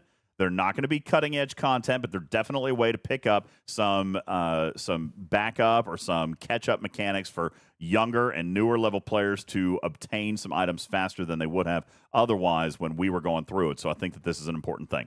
All right, prime number 4, Daystros, is Prime Raw Trillium Mining Bonus. It is going to double the amount of Trillium A and D gained from mining. This is not a speed bonus. This is literally you're mining it at XYZ speed. When you hop off the node, it immediately pops and gives you a double Trillium bonus. Talk to us a little bit about the value of this one. So I think the value of this one is significantly less than it was when it first came out, because this came out before the Protector with the idea of letting your Selkie or your other ships that are mining get more for less time spent. But the Protector mines it so fast that I don't think anybody really needs this unless you're, again, early level entry. Like maybe you can see value in this and giving you the ability to double pull those raw A and raw D conversions, but that bad boy mines so fast that this really just doesn't. It is nice and it lets you get more, but let's be honest, like there are better options in this list than letting my Protector get twice as much off of one node. Well, and here's the thing: I see some diversity in chat. Dragon Keeper said, if it's a free-to-play Prime, then I'm going to get it. Schwag says it's pointless. And again, this comes down to what are your priorities. If you want to, let's look back at the original Prime, the one we were talking about, Prime Liquid D Refinery, right? If you're still feeding that refinery, then there is potentially some value to the mining bonus one, right? That is going to be more currency, less time spent. That is literally it right there. Less grind, less trips, less mining. Wade puts it, it reduces the workload if you are still fueling that refinery. While I personally am going to agree that this might be a little bit of a pass, this is a fantastic Prime for players looking to save time. If I was still feeding that refinery, then this would absolutely be a Prime that I look at simply because I am a player that does love time-saving measures, all right? That is absolutely something I'm going to look at. It's why I love the Reliance so much. Anything that's going to save me time. So that is always kind of one of the barometers for content, Griffin, that I am looking at is what's going to save me time, all right? This is going to save me time because we all know there's not enough time. Well, exactly right. And again, in fewer words, if you're just getting into the Mirror Universe arc, get this Prime. It will definitely accelerate your progress. If you're not, pass. Or you already have it. Absolutely. All right, let's get into two that have less to do with the Mirror Universe. Now, I think Daystros has missed it on this one. All right, but I am a huge fan of Isolytic. Always am. It's net value. It's multiplicative. Listen, I don't care if it's 5%, 10%, 15%. That is a smash for me. Daystros, tell me why you passed on Prime Isolytic damage. This is a 15% Isolytic damage boost, man. Why are you passing on that? So this is the one I actually bought. Well, then why did you pass on it? So the reason I labeled it as a conditional. No. I use my event store currency to get the particles, and this is the prime I got. I'm very confused. The reason I then. labeled it as a conditional pass is because I'm a high ops player with a lot of isolated damage, and I don't need any of these other things. So this is the one I went for because it's the one that I need for my gameplay, is more ISO damage. However, if you're entry level, this is where it becomes a conditional pass. No, please explain, because I think as an entry level player, any isolated damage is wildly important. We're talking about a 15% net increase to damage. This is a hard smash for me. Okay. If the younger player you are, the lower ops level player you are, the more important this is, in my opinion. This is a hard smash. This is the number one priority in this entire list, in my opinion. All right. I'm not. DJs, if you can only buy one of these primes, this is the one you're telling every Ops 40 player they should get. Not the double your liquid D refinery, not the double your stuff off of the node. Yes. That's why I labeled it as a conditional pass. Because funding your refinery is much easier and much more valuable to you long term than getting 15% more net damage right now.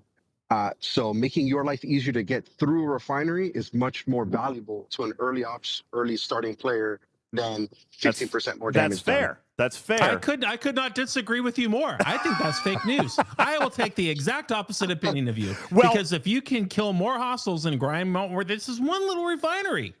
Well, but the reason, first of all, I agree that that fueling the refinery is valuable. I do. But we just talked about how that refinery has a very short shelf life. It's very short shelf life. That prime is only going to give you 6 months of goodness. And probably, honestly, less than that. Guys, we're celebrating the 1-year anniversary of the Protector next month. For those of you who grounded out free to play, it'll be 9 months next month. And most of you have just indicated in chat that you are not fully funding that refinery on today's date, which means 9 months later, sometime in the last 9 months, you stopped needing all of that stuff in that refinery. That tells me what the lifespan of that refinery is. It's less than 9 months, and isolytic damage is a lifetime payout. Now, some people are going to talk. Every hostile you hit, you're gonna get a benefit from that. I agree. Now, people are going to talk about, it's. Well, Schwag, it's not base. All right, it's not base. This is, you got to remember what the formula for isolytic is. This is worded poorly. All right, but isolytic has no base. Okay, isolytic is a net multiplier of your final damage output. This is worded mischievously, okay, even deceptively. If you throw, after research, after everything, if you throw a 1 billion shot and you got 15% isolytic and no other isolytic, then you're throwing 15% more damage from that 1 billion. That's going to go to 1,150,000,000. That's the math. All right. It is a multiplicative outcome. All right. So, but wait, there's more, because then if you have any cascade isolated damage, then more of that ISO damage you have, the more cascade you're going to do too. Absolutely. Absolutely. So the reason that I come out and I say, Cruzito says 15%, if you've already got 350% is meh, I'm going to disagree, because there was a time in this game where we measured everything in net impact. Guys, let's go back a couple of years. We measured everything in this game in true net impact. That is how we got them to actually boost values of research. Matters, you're going to remember this. When we used to come out and be like, okay, hey, great, here's another prime that gives another 100%. And we were like, what's the point? We've already got 1,000%. This is why favors and research today are giving hundreds, if not thousands of percent, because they are impacting base, and we need to see a net impact. Jules Verne comes out here. Every time that there's a new prime that does something on base, he'll come out and say, hey, you're going to see a 2 to 3% net change. That is the value of most primes anymore, is in the neighborhood of 3 to 5% net. If you get something that is 5% or more net, that's pretty damn valuable. All right? You're doing good. Yeah. So this 15% is 15% of your base damage. All right? Net.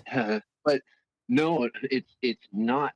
But that doesn't make it your net gain, though, compared to what it was before. It's still diluted by the isolytic that you already have. Without no, like I disagree. If I hit a hostile without a cascade officer on the bridge, so I'm looking at my straight up isolytic damage, not multiplied by cascade. Okay, I'm doing 448% of my standard damage now. Granted, I'm a big player and I've powered through a lot of these things. And actually, I don't have this prime, by the way. So if I buy this prime, the net impact for me is 3%. Okay, it's a 3% net impact. Okay, so it's and then you're 15. Going from 445 to 460. Let me remind you. Let me point out what you just said. All right, and by the way, I do see what you're referring to. I am referring to it being net in the form of base. You guys are looking at total damage output, and that is completely fair. Yeah. I acknowledge the two differences in the mathematical approach. I am going to then twist you on your words and come back and say, listen, we used to value primes in net efficacy, and you just said this is 3% net damage boost, absolutely free. There were days that we would kill for that. There were days that we bought primes or had researches where you didn't see an increase at all. It was lost in the math. It was within the min max of a weapon.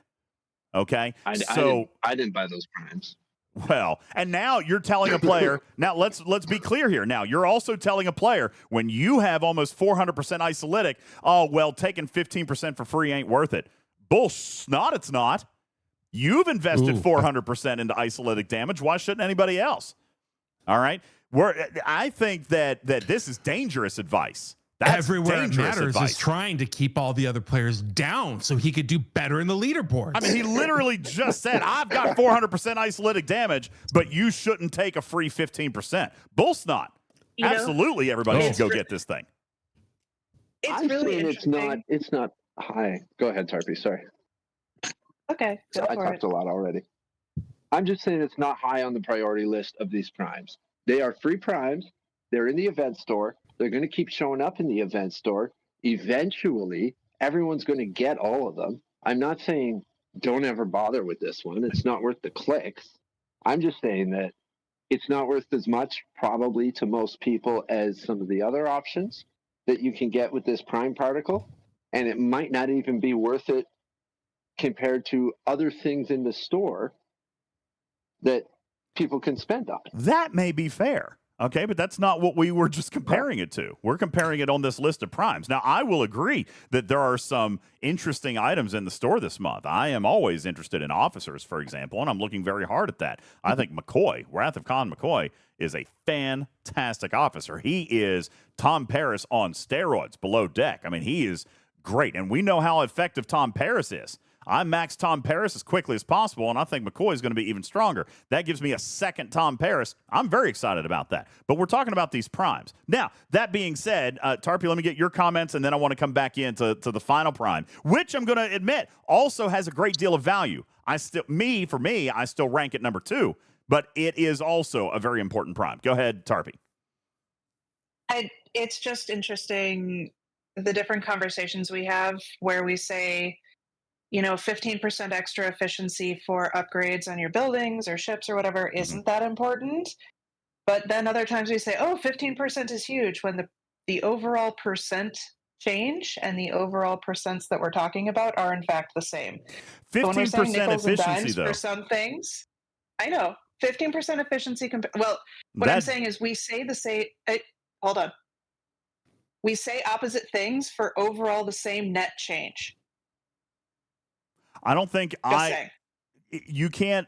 we say nickels and dimes are important in one direction, but then we say nickels and dimes are not important in other directions. Listen, you show me a 5% in material or resource efficiency, I'm not passing on that either, and I don't think I would recommend that.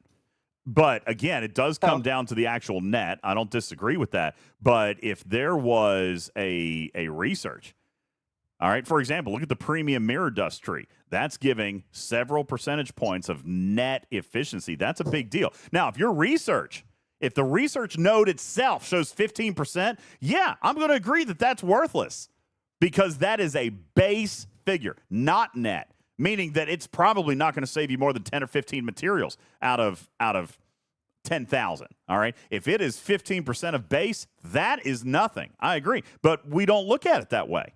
We'll go back and analyze that from a net perspective and then realize it doesn't change.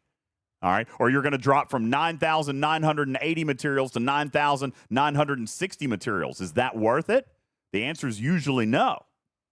All right. So comparing a net value has always been kind of the safest way to play this thing. And yeah, 3 to 5% is usually where we've kind of drawn the line at what may be worth it. And me personally, I like to push it a little more even. I like 5% myself if it's going to be worth money. All right. But net value is net value. There is a difference. All right. And in fairness, I do agree with Matter's second spot there is that in overall damage output, 15% isolytic might only move the needle 3 or 4%. But again, that is going to be a much higher percentage for somebody who doesn't have 400% isolytic. All right. If somebody out there has 300% or 200% isolytic, it's literally going to double the net effectiveness that Matter's just had. And now you're talking 8% or 9% total net gain. That's huge. Griffin's raising his hand. What's up, bud? Dear new listener, welcome to the game in 2025. What we're saying is that when you buy any efficiency in this game, and this is going to blow your mind, sit down. If you buy 15% off of base research speed, 15% addition to isolytic damage, what we are saying is that does not actually change that net result by 15%. What the game does is it adds up all of the efficiencies for base damage, for research efficiency, whatever it is. It adds all of them up, and then that's what you get your overall reduction or increase by. This is what we call a base or a net efficiency, the difference between the two. And that also blew my mind and made me go, they want me to spend $100 for what? And yet we all do. So now you understand what we're talking about. Back to the podcast. Thank you.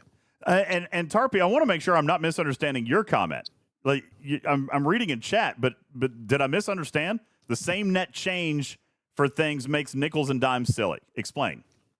Oh, so it is kind of what I meant before. There are times when we say, oh yeah, you don't need 5% more net efficiency. And yet after several thousand%, 5% isn't going to change that. We argue nickels and dimes in different directions depending on the context. But I do also want to be careful that this is one of those contexts that 15% added onto that. So whatever your net change is actually important. So like sometimes we say a 5% net change is not important. Sometimes we say a 5% net change is important. So nickels and dimes for efficiency, we always go for that in efficiency. I agree. And sometimes, right. So I'm just trying to have us be careful when we say that sometimes nickels and dimes aren't important, but sometimes they are, because it depends on the context. Well, I mean, absolutely, context matters. Yeah. All right, but there's a very different context in a 15% base efficiency versus a 15% net efficiency. Okay, right. Like that's which a huge is why difference. I said comparing net to net. Which is why I was saying compare net to net. It doesn't matter what the base is if you're still changing whatever percentage it is by 5% of that percentage. Well, and it's fair. Fine. Let's move on.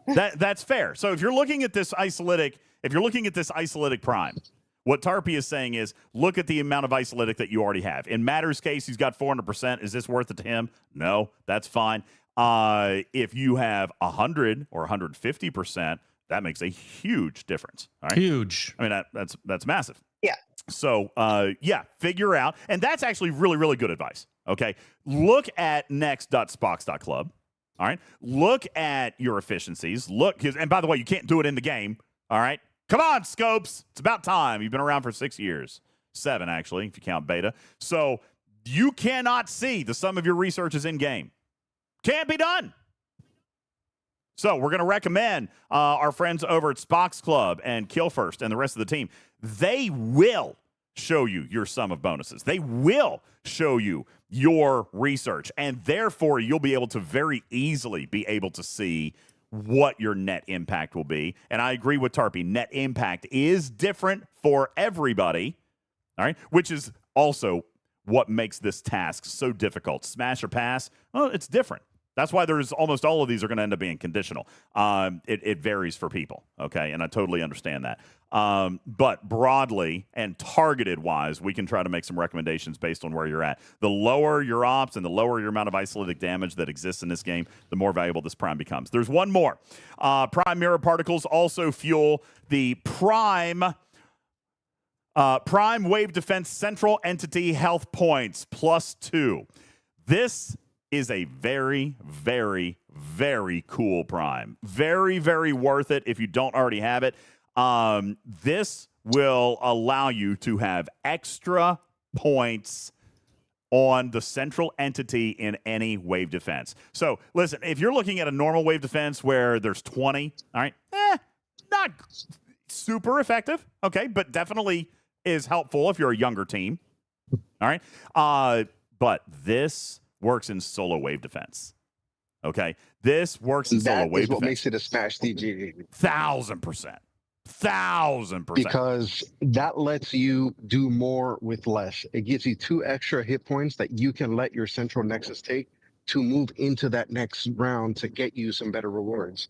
So if you're the player on like any kind of cusp of like making a little bit more advancement, this gets you that little bit extra without you having to invest resources or materials into ships at times you may not want to. Well, not only that, but as you mentioned, it gives you that extra hit point or 2. And let's be clear, when you're talking elite solo waves, you've got 9 hostiles in a round. Okay, that's it. You got 9. So you've got 3 in the middle, 3 points on the central entity. This will make it 5. You could potentially clear out a few ships, and then you just die. You know what I'm saying? I mean, then you just die. Maybe having 2 extra points gets you to clear that wave and earn the next tier of rewards. Now, if I'm going to be slightly cheeky and say, let's determine this in net value. Okay. Now you're just going to make Tarpitude yell at you again. No, I'm not. Tarpy will agree with me. But this is a 67% net boost. Yeah. It's a 67% net boost. Do I need to disagree? Just because you said I would agree. Oh, okay. No.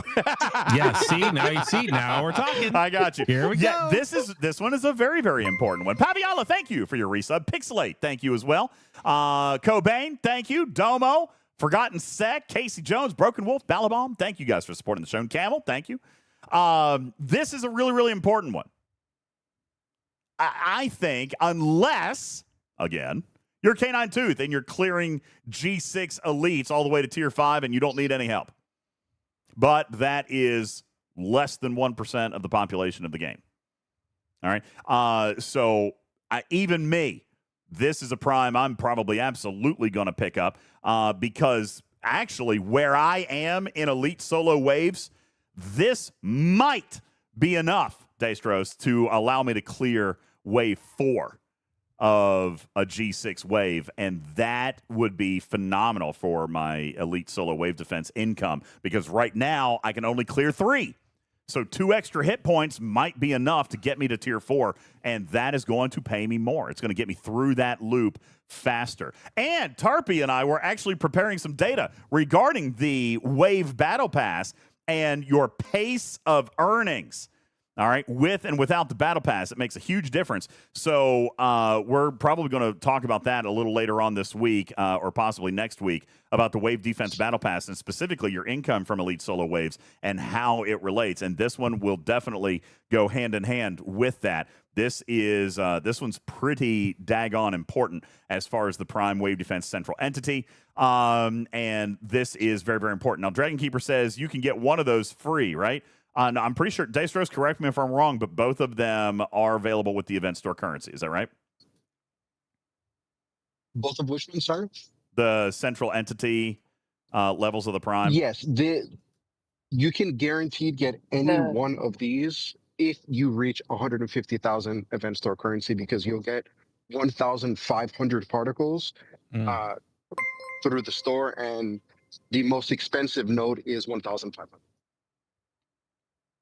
Okay, gotcha. You get one Prime per event store. One Prime per event store. So there you go. And that assumes that they're bringing it back again, which they have done with the stuff that they added in the last event stores. Yeah. Now, for the record, TJ, Cruzito, for those of you who are talking, you're better off sticking with the G5 elites and clearing all 5 waves. It's a better payout. That's correct. If I can only clear a tier 3 G6, that's correct. However, if I can clear a wave 4 of the G6, then I will indeed make more. Look at the chart. Chart pays more. And events. Well, and there's events. But the chart pays more on a wave 4 clear. TJ says no. That is incorrect, unless it's changed. We'll double check with... The highest payout is G6 full clear, then G5 full clear, and then everything scales down from there. No way, really? Oh, well, never mind then. Yes. I thought a G6 wave 4 paid better than the G5 clear. In the normal solos, they do. But in the elites, it doesn't. Okay, there you go. Yeah. So for me, I've already got this Prime. It was the one that I was like, yes, this is number 1 on my list, because on the G6 normals, I could clear wave 3, but not clear wave 4. And I added on the 2 hits, and now I can let 3 ships hit it, and I can kill the other 3, and I can get into and clear wave 5 and then just die on or clear wave 4 and then die on wave 5. Right. So now I get more income. Well, there you go. I'm wrong. I'm sitting down. Just sit down and be wrong. You are wrong. Thank you, TJ. You're right. Listen, there's so much. I can only remember so much. All right. I thought, I was thinking of the originals and not the elites. So sue me. All right. Okay. There you go. So, just remember, the advice on the show is worth what you paid for it. Some people pay for this show. Be careful with that. All right. Sizzle says, I feel like these are a little expensive at 150,000 loot. Well, I agree. That's normal. I think there's better choices, and we can start talking about those other choices. We got more slides. Let's take a look and see what is next. All right, Daystros, what else is a new addition to the event store this month? So after spending all that time talking about the Prime Particles, let's talk about the least valuable addition to the new additions, and that's DTI credits. So at 7,500 event store currency per exchange for up to 20 exchanges on each of these individually, these guys are just honestly the worst edition of this batch that we have, because yes, if you're struggling, here's a source for them, but they are not the thing you should be setting your event store currency on, because they are just, it is far too expensive for how much you're getting. Yeah, only if you absolutely do not want to, if you're being lazy and you do not want to go hit that Armada, that would be the only possible time you'd want to invest in this. I think they're the second worst, and we'll find out why later. Ooh. Okay. All right. Moving on. Not a whole lot of discussion there needed. I agree. That's not a super valuable ad unless you just have more event store loot than you know what to do with. What is next? What else do we have in here, Daystros? The DTI headquarters material, and this is probably the one that matters, is going to tell you is the least valuable. I place it at second least valuable. if you're a new player. So again, at 7,500 event store currency per exchange for up to 20, this building gets sourced just fine for even non-relativity owners. That it's another pass option. And once you get that relativity, which was free to play, capable of acquiring as a previous event store, players are progressing through this fast enough just fine. My brother plays the game and he doesn't own a relativity, and he is generation locked on his DTI building at building level 56. So, this is probably where Matters is going to tell you this is the worst edition, and it's debatable. Nope, this isn't it. I just like you, I consider this just above the credits, and for the same reasons you said. I mean, it is a relatively fast upgrade to get it up to your ops. You shouldn't really need to get it, but if you are way behind on your DTI building for some reason, then this is actually a good way to get it up to where it should be. But most people their DTI building is climbing faster than their ops is. We're children. We're just children. Yeah. Yeah. Get it up faster. Oh God. Okay. Anyway, yeah. All right. Moving right along. USS relativity parts. Now this one's got me intrigued right here. I love my relativity. I really do. Talk to me, baby. Talk to me about the US relativity. Alrighty.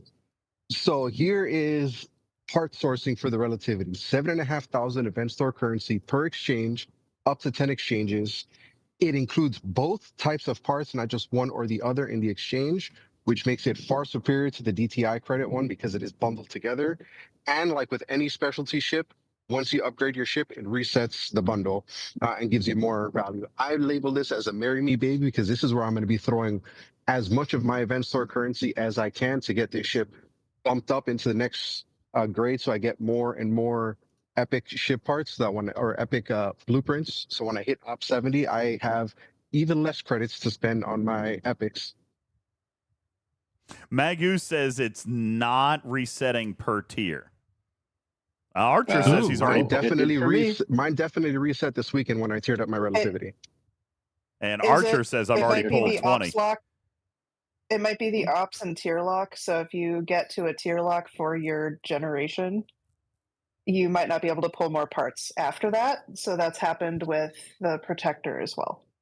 Okay. Yeah, this is a double-banded ship, so perhaps like the formation chest and even with the Reliant that we were talking about, it's double-banded between tier and ops, so that could definitely be a thing, which means it's not going to necessarily reset for you if you tier it. That is going to be a little bit of a gamble there, but definitely for a very, very valuable ship, which we can go back and talk about why this ship is valuable on a future show. But we have talked a lot about the relativity and why it's going to be valuable for literally everybody in the long term, and not just within its loop. All right, not just for the DTI store. Yeah, not just for the DTI store, not just what it pays, not just the reputation. Also, I'll tell you, I am heavily relying on my relativity for grinding out my rep. I don't do Mirror Universe. I love the rep that comes from the relativity. Go ahead, Tarpy. People are also saying that the chest says T3 to T4. I don't see that on mine when I'm looking at the parts, but mine's also much smaller. So if it might also not reset if you pull the number of pulls. Nice try. If you pull the number of pulls at your T3 to T4 and then don't go up to T5, it might not reset. So you get a max number at that set of tiers. Okay. Even if it's not ops locked. Okay. All right. Yeah, we'll have to tinker around with that a little bit. I think there's like three different limits on there. Yeah, there could be some targeting issues there.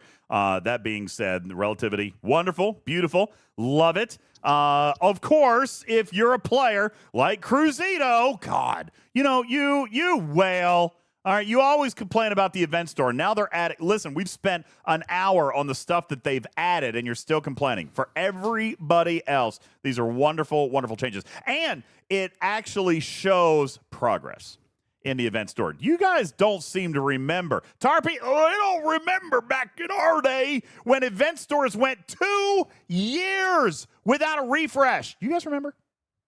Well, yeah, we also had 4 of them a year. So...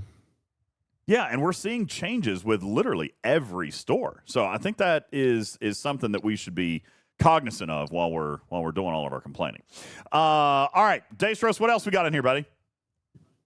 Well, speaking of the whales, they added Forbidden Tech fusion rods.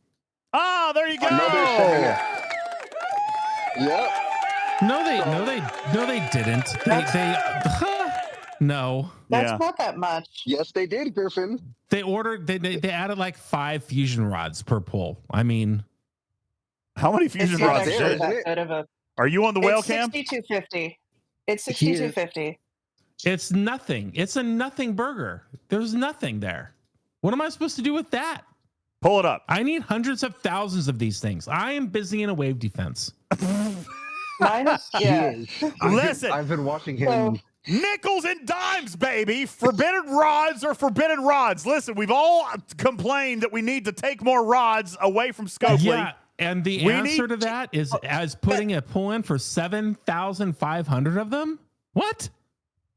Is that all it is? Yeah. It's 7,500 event store currency per exchange for 20. The amount you get changes based off of your ops. I'm not mistaken. So it's 67. It's 6250. All right, you just said you needed hundreds of thousands. You could get up to 125,000 injection right now. How is that not good? I think the chat's telling you to sit down and be wrong, buddy. That's what's happening right now. It needs to be way better. It just needs to be better. I want to be able to switch these things around and not have to check my bank account every time I need to. No, now listen. Listen, Mr. Tiger came out here and said, he said it, Griffin. He said the Chaos Tech is supposed to be able to be moved more frequently, that the Fusion Tech or the Forbidden Tech rods were not designed to be moved as much as the Chaos Tech. They wanted them to be a little bit more perma attached, but they definitely are adding more. It's almost like there's like a dark closet, like a broom closet in the basement of Scopely HQ, and it says Forbidden Tech on it, and everybody's lost the key. Everyone's afraid to open the door, and we just don't want to go in there because, oh my gosh, like it's a Final Destination situation. Like someone's going to drop on your head if you go in there and try to change anything about Forbidden Tech, and I'm just sick of it. What do you want to see on the webcam? I'll show you exactly what I'm talking about. Go to your event store bundle for the Forbidden Tech rods. Now, I don't disagree with you that Scopely has not loved on this feature. I don't disagree. However, go to the left, buddy. New additions. We asked for the addition of rods. We are getting rods. Okay. Here, taking a look at the whale cam. Here it is, 6,250. I get 6,000 rods. That's a dime will buy me a cup of Jack Squat. It's 125,000 for the equivalent of a prime. 150,000 event store loot for 125,000 rods. That's what you can do. You expect me to spend my event currency on this instead of officers? You're you all lost your minds? You're a whale. Are you all huffing? You and Cruzito don't have anything to spend on in this store, so you might as well. Cruzito, what are you going to spend with your event store loot? Cruzito's like, I'm going to buy steel. Yeah, probably. No, avatars. We're buying avatars and frames. There you go. Tarpy, that's what we do. Okay, important note. Yeah. Important note. This is not ops dependent. So someone in the chat just said that they're ops 42. Across the board. I was still talking. I wasn't done talking. Get him, Tarpy. I'm sorry, madam. Only Kamala Harris can use that line, but go ahead. Wasn't me. No, I'm done. Yeah. All right. So, what were you saying? Because I couldn't hear you. You're saying that there was not an ops banding on that one, so it's 6,250 regardless of ops for Forbidden Tech rods. Right. Okay. Right. Got it. So I had. Also if you're what was in $100 pack for those, because we're trying to usually base these primes off of what's $100 in a prime pack. So how many fusion rods do you get in a $100 pack? Yeah, go to your store. Let's go to your store, Mr. Whale. All right, let's take a look at the whale cam and look at the store. How many are in the? You get 125,000. Oh, imagine that! They did the math properly. Oh my God! What do you know? Why do I have the same $50 packs as Griffin? They're not even here. They're not even in this one. That's not where they are. Go down to Forbidden Tech, goofball. You would think you'd know how to use the store by now. Everybody knows that this is where the best deals are. Okay. Oh my God. So of course I start here. Jesus. And look, here's one that has eviscerator crap. There's room for that, but there's not room for a Forbidden Tech one. Oh my God. You are looking over here. The worst whale. Look, I can get temporal disruptors here. Where's the fusion rods? I can get stupid skill points in here, but we're an audio only podcast. They don't care what you're looking at. All that you need to know, audience, is that Griffin doesn't know how to use the pay store, so he just buys everything in it and hopes that he gets what he's looking for. Okay. Well, even if Blind Squirrel finds the net occasionally, but yes, I see right here I can buy 125,000 of them for $99. Okay. Well, the value's correct then. The value's there. I mean, that's $100 value. That's subjective. Well, I don't disagree. I don't think it's worth it either. But as far as how they value it on their loot table, they've got the math right. Okay, it's $100 value for what is considered to be in the store. All right, Daystros, do we have any other ads into the event store? There are 2 left to talk about. Wow. Okay, let's take a look. One of them is liquid D, just straight up refined liquid D. Ew. So if you do need an injection, it exists, but otherwise just a pass. Okay. Yeah. And then lastly, they added to 7 of 9 and Lacutus skill points. Again, another, hey, if you need it, it's available, but this one's a pass as well because there are just other more valuable things. And these are sourced just fine enough through other means that we don't need to spend valuable event store currency on them. All right, so the last 2 items are basically poo-poo. I do want to give credit where credit is due, okay? The fact that the event store is being refreshed, and I kind of mentioned this a moment ago, there were many event stores in a row where no changes happened.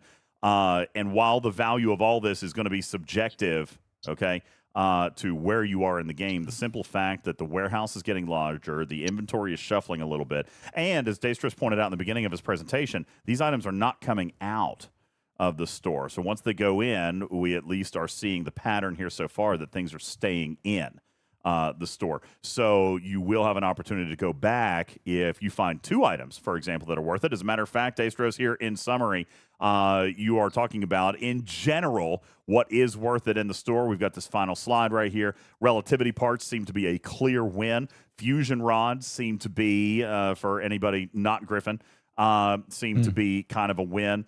The specialty ship unlocks and upgrades priority over some of the other additions. And we will give a little consideration to the prime mirror particles, specifically for the Wave Defense Central Entity Prime, and perhaps, depending on where you are, the Liquid D refinery. Daystros, thank you very, very much. Wonderful presentation. Thank you, and that is the new stuff added into your event store here for Wrath of Khan. That's new stuff in the event store that was added just for you guys to be able to go in and spend on. So, Tarpy, that begs the question. On top of all of that, we did indeed, obviously, the long-standing tradition of this show is to also consider and give heavy consideration to the officers.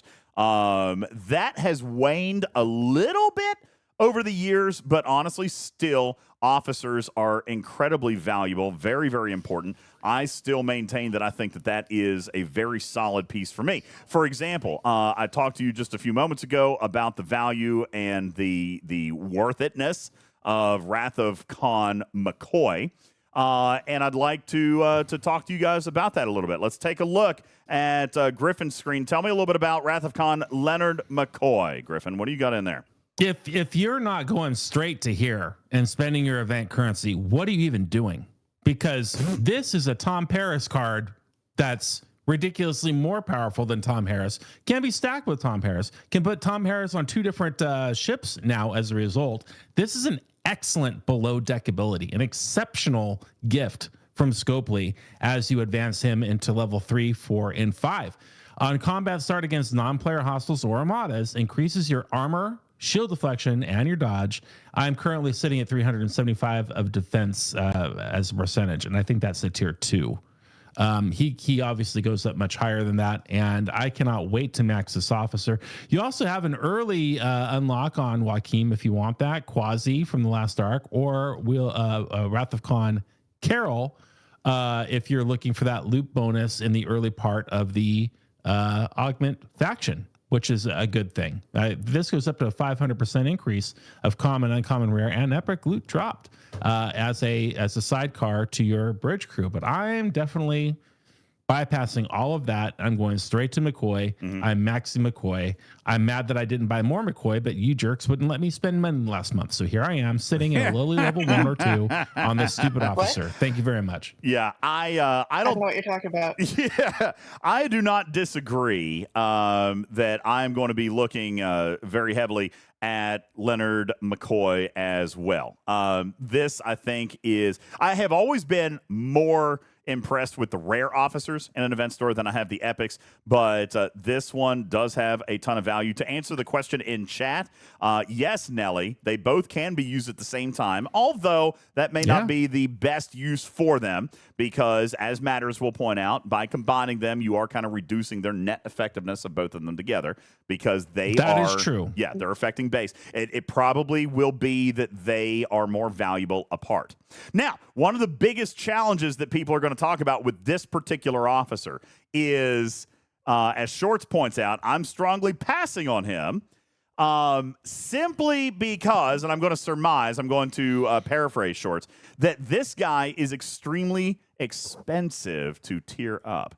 This guy uses a strong number, a very large number of Pioneer's Crest, which are desperately needed right now to get you a nice jump start in the ATA research tree.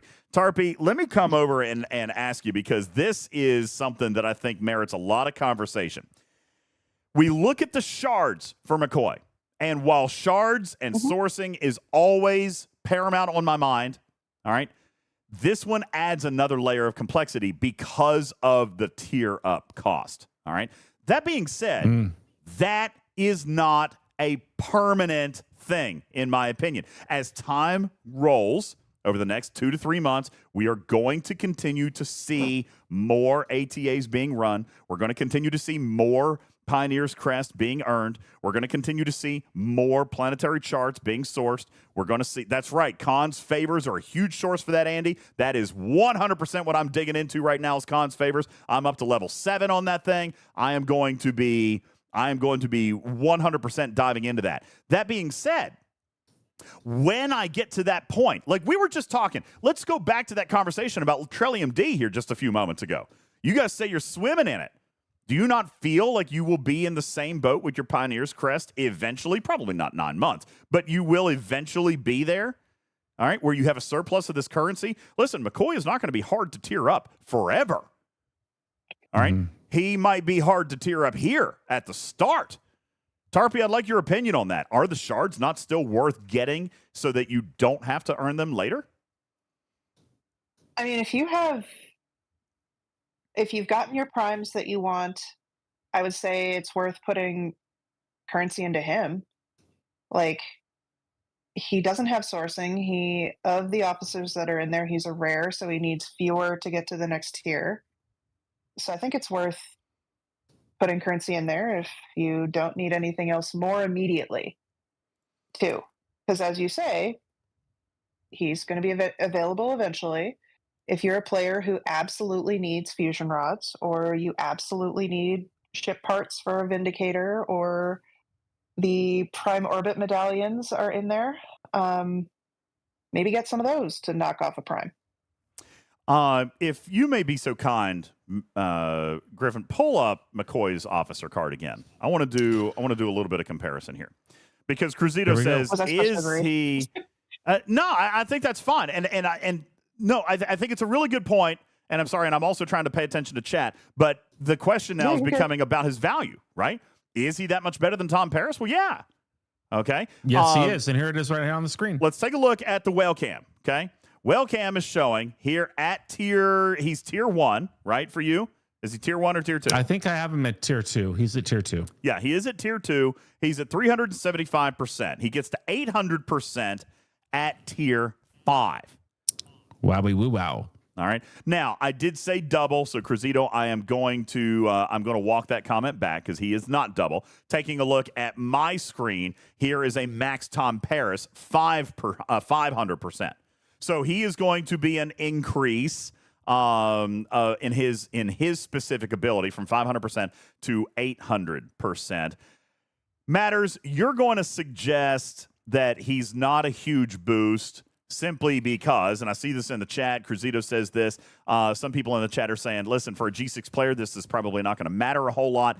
But I beg the question, I still see scenarios where Tom Paris makes a difference for me. Matters, agree or not? Yes, yeah, absolutely. And I would say that McCoy is more important for G6 players because we are hitting hostiles that have piercing stats where Tom Paris isn't enough, and you're either going to want an officer that has a higher percentage like McCoy, or you're actually going to want both on the same ship to be able to max your mitigation. 1,300% total combined. Well, and if you run it that way, I'll also point your attention back to the screen where I will copy this and put it in the graphics room as well. Somebody's asking, how many Pioneer's Crest would it actually take to get there? Well, a lot. All right. And that's why I suggest that getting his shards now is not necessarily a bad thing. I see this in the chat right now. We don't know what the sourcing is going to be for this guy. All right. So, and that is kind of how we've always looked at officers. We don't know what the sourcing is going to be like. So when you've got guaranteed shards, you should absolutely probably hop in on those. I remember a comment from Trader back when she was talking to me about Honor Guard Wharf. And I said, well, it's not going to do anything for me right now. It's not going to, this is not going to move the needle for me. And she was like, listen, don't turn down the shards. You don't know where they're going to come from. And listen, to this day, there are players out there who don't have Honor Guard Wharf maxed out.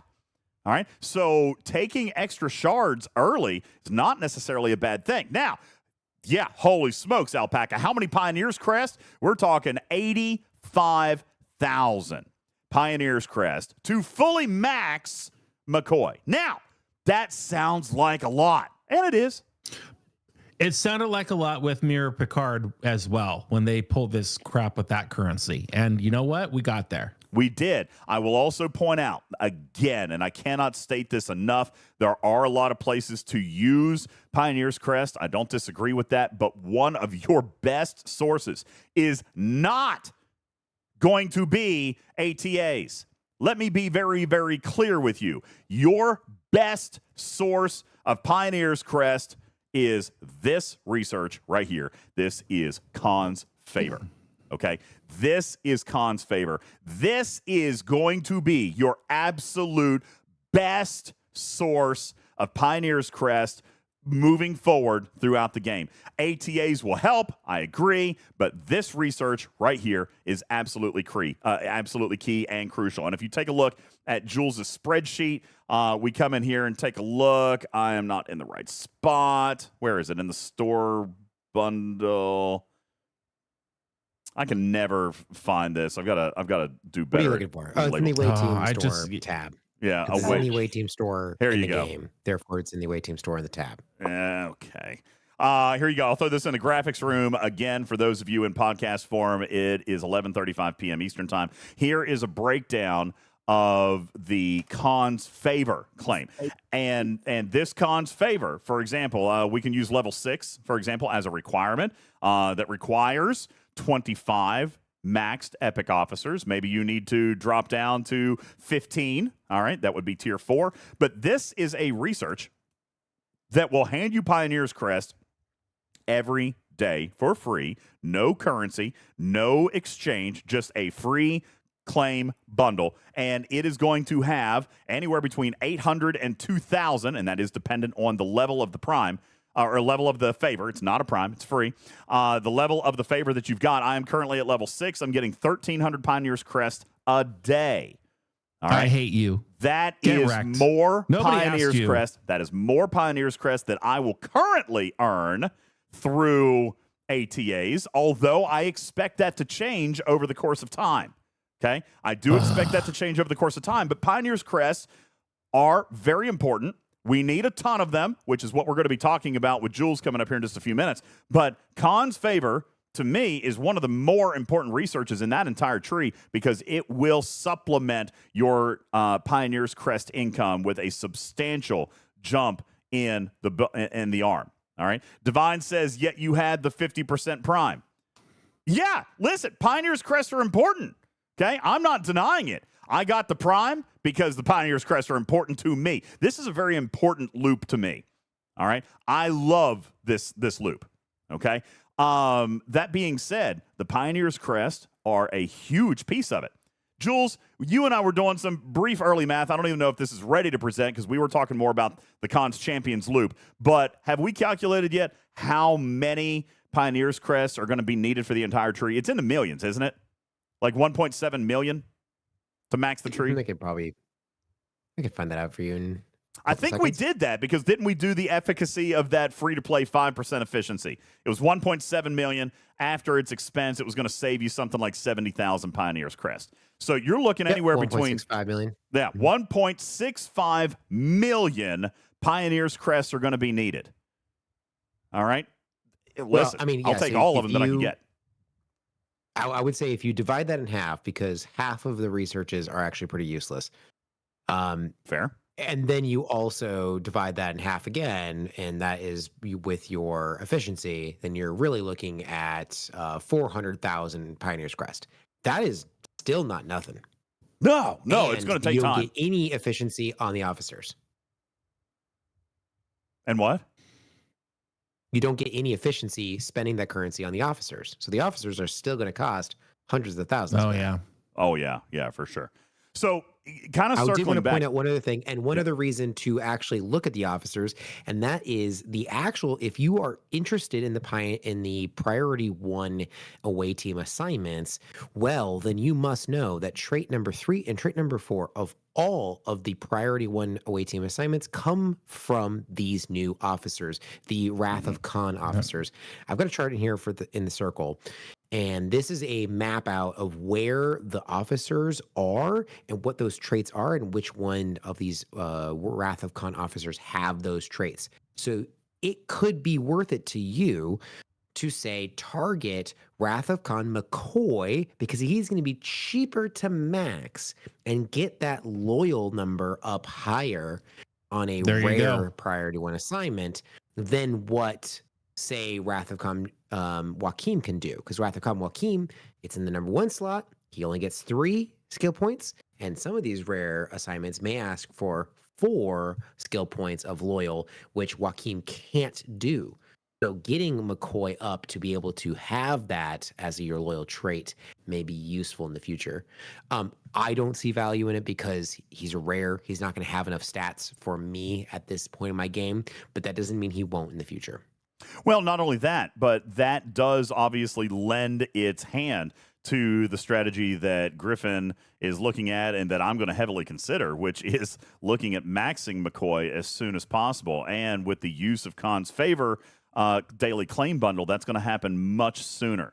To credit the chat, that's correct. The prime that I purchased will not affect the officer requirement. So it's still going to be 85,000 Pioneer's Crest. So that's why I want to take a look at something like Khan's Favor, anything that's going to speed up my income of those Pioneer's Crest. But even if he costs 85,000, and even if I'm earning what I'm earning from ATAs and earning from the daily claim of Khan's Favor, I am only 40 days away from having the Pioneer's Crest to max this officer. And that's if I don't do any more levels of Khan's Favor. It's if I don't spend any more Pioneer's Crest, which I'm sure I will. All right. But 40 days to max an officer, I don't know where the McCoy shards are coming from. And I certainly would not expect Scopely to source enough for me to max him within 40 days. If I am predicting that within 40 days, or maybe even 50, or maybe even 60, okay, if I am predicting that for the amount of time it takes to earn the Pioneer's Crest to max that officer, well, I can assure you I'm going to earn that faster than I'm going to earn the other 400 shards. So that does kind of support my position on investing heavily into McCoy in the event store. But there are, like I said, a lot of other items in the event store. Thank you again, Daystros, for those new ads. Tarpy, if we're taking a look at the event store, and we've talked a lot about what are the options that people can buy in the event store, that's all great and good. But how much are we actually going to be able to buy as far as event store items? You guys had mentioned just a little bit ago that you felt like $150,000 or $150,000, $150,000 was going to be pretty much, that people were going to be able to do that simply because there's a limit 10 on the Prime, but that is not going to be all players are limited to, I presume. Are we taking a look and are we tracking how much event store loot players are currently on pace to make? Yes, we are tracking it. So Jules posted the link in the chat, and I have to apologize if my audio is a little bit worse than about 2 minutes ago. Okay, my AirPods died, so this is great. So yeah, Jules posted the link in the chat. It is now pinned. And you can see that in the Woke Part 2 or Walk Part 2 tab that we're tracking the same stuff as usual. So as of event finish today, free to play should have about 200,000 loot. Okay, so there have been some SLBs, there's been an AMS that may not be completed yet, and there have been a few things that you may have gotten more out of than other people. So you probably, as a free-to-play player, have somewhere around 200,000. People, a few months ago when the GS31 came out, people were really, really mad at how much event store loot was locked behind the ship itself. And I will say there is a difference this month that I noticed right away, that for the upgrade the USS Reliant event, that took into account spending Wrath credits. So unless you literally have done nothing in that loop in 2 months, you have Wrath credits to spend. So you could in fact score in the thing that was traditionally ship locked only. So there is currently 54,000 loot behind the ship itself. So if you've bought the ship, you have more event store loot. And so far, a week in, if you have full engagement, you have around 200,000 or 150,000 loot. That's wild, to be honest with you. Pretty good. Yeah, that's a good start. Now, a couple of things that I want to point out is that this calculation already does take into account the introduction of today's Khan's Revenge daily claim. You're going to get 8 pulls out of this, and we calculated the minimum, which is how we're doing it. We don't want to necessarily go with the average. We're going to go with the minimum, which means this one right here, the Khan's Revenge daily claim, will mathematically, we talk about this every single month, mathematically, the law of averages says that you will get a little bit better out of that. However, there will be players out there that get the minimum every single time. I was that last month. All right. I got the minimum every single time. I never got a good pull out of that. But if you take a look at the odds here, you are looking. And actually, to be perfectly honest with you, mathematically, Tarpy, the odds are actually better than what they've been in the past, although that lottery chance is a smaller amount. Last month, you had like the 0.1% or the 1%, but it was for 100,000 loot. You are going to, they've smoothed out that bell curve just a little bit. So now you've got an 80. Sorry. Hold up a second. Keep that screen up a second, because I actually had done my daily poll before I got to see how much was in each of them. Yeah, so you got 3,600, 6,000, 12,000, and 24,000 as the available payouts. However, you've got a 50% chance at the 36. All right. You've got a 36% additional chance to get 6,000.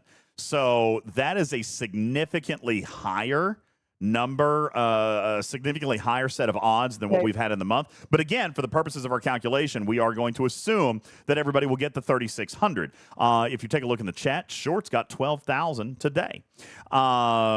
Somebody, look, Johnny 5 landed a 24,000 today. Congratulations. Stradalorian got a 6,000 today. Oh, hi, got a 6,000 today. So the odds are definitely looking better. I did continue the trend and pulled 3,600 today. However, so yeah, I'm continuing that trend. I'm sorry? Okay, we got some noise there. So continuing that trend of the minimum pull, just like Shadowed Fox. But you are going to hopefully average out a little bit better in this particular run. I would hope that most of you are going to not pull 28,000, but based on the math, for me, if I'm doing this right, Jules, Tarpy, you've got background noise coming in. I have nothing unless that's my fridge 20 feet away. Oh, there's a man's voice coming through. I'm not sure what that was. No, literally nobody in my house is talking. Oh, somebody's. What is that then? Yeah, there's. It's just feedback. It's feedback because your headphones died, probably. Okay. Anyway, looking at this 28,800. Okay, 28,800. My math suggests that most players should be able to count on between 36 and 40,000. Okay. I'm not going to say that you will because RNG matters. However, based on the math at 50%, you gotta look. You got 50% chance at 3,600 and essentially 50% chance at least 6,000. Okay. That's how I'm going to present the law of averages on this math. So if I'm looking at 8 pulls, I'm going to say that 4 of those should be at 6. 4 of those are going to be at 36. And that is going to put you at 38,400 loot. That is going to be my ballpark estimate for what the general player should average. Some people will be higher. Some people will be lower. All right. But on average, the math, the law of averages indicates that the average player is going to pull 38,400 out of this. We are only counting 28,000 because that is the guaranteed minimum, and that is how we like to do our math. But just so you know, we're looking at about a 10,000 loot buffer there on what I expect a lot of players are going to be able to do for you, okay? Or a lot of players are going to be able to pull. So, yeah, that's what I'm looking at. Now, Riskbreaker says, don't let the amounts fool you. Smaller amounts over 13 days. Now a higher amount over 8 days. I'm not comparing it to a previous store. I'm looking at this store. Okay, just straight up. I'm looking at this store. You are looking at approximately 40,000. As a matter of fact, I would agree that it actually is paying a little bit less than, for example, Echo's Arc. If you guys remember, Echo's Arc, this event paid, I think we expect like 50 or 60 out of it? That was section 31. Let's see if we can find it. Where is it? It's 2 tabs over. So it'd be scroll over to the right a little bit too for his specific event. And then scroll back up. There you go. That's what you're looking for. Whispers and subspace. So right in the middle there, it's kind of not boxed at all. Yeah. So actually, it's closer than I thought. I was thinking that the last one was a little bit higher. So the average in Echo's Arc was roughly 44,000. This time we're looking at 38,000, so a couple thousand less, but the odds are better. So again, you've got a better opportunity at scoring more than the average. But as far as the law of averages, Riskbreaker, you're actually only down about 6,000 loot. Okay, on the average. Yeah. But if you'll note, all right, last month and even this month, we are mathematically counting on the minimum for the purposes of free-to-play event store loot, because that is always what we've done. All right, in all fairness, that is always what we've done, is counted on the minimum because that is the guaranteed amount. So, and in that case, you're again looking at 200,000 event store loot already. But we do see the introduction of Khan's Revenge Daily Claim. Now, I am going to also point out here, Tarpy, that I am pleased to see the return of the premium daily cash. Do you want to explain that to players just a little bit as far as if they've missed the last couple? What is that? So this is actually different than the cash that you're talking about. Okay. This is actually just another daily claim that is for $20 US. So translate to your currency. They're charging $5 more than they did last month. Those fiends. Well, no, it's not the cash. It is not a cash. It is literally the same type of pull over 9 days.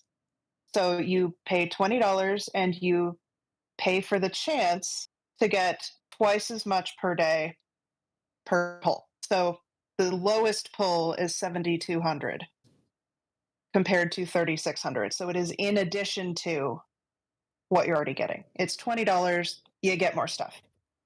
But it's not the cash like it was last month where you did a daily pull. It went to an SMS and that fed into the cash. This is just a daily pull. Does that make sense? Yeah, it does. So really, truthfully, yeah, you say it's a double, but it's not doubling. It's a bonus double, which means you're looking at a total of 300%. Yeah, so it's an increase of 200% over the original 100% for $19. It's a good deal. So we're gonna have to break down the math on that because the cash, I feel like it had more loot than this in it. Did it not? But it did. Yeah, it absolutely did. Yeah, I think so. So the cash itself gave you the value of another prime for approximately $15 to $20. So this gives you half-ish. And the meta minimum. And didn't the meta was also free to play too, wasn't it? You only paid $15 for extra cash, but you still had extra currency in the meta too, right? Correct. So that meta was, again, different event store, different arc runner. So not really something to compare apples to apples. Okay. So I wouldn't say this is a bad deal if you were paying. This was kind of my issue earlier. Was you look at the packs in the money store for event store loot, and you can get in a one-time pack, you can get a guaranteed 200,000 event loot. Yeah, 200,000 event loot for $100. So if you look at this pack, the minimum amount that you will get is 57,000. So will you get more than that? Probably. Yeah, the odds are different, but still high. Right. Look at that. But will you definitely get more than 57,000 for your $20? Maybe not. So to me, a quarter of a $100 pack, or just over a quarter of $100 pack for $20 is kind of worth it. But if you look at the regular limit 10 $100 event store loot pack, it's definitely that worth one it. is $120,000 or 120,000 ESC escape. Escape currency. Escape currency.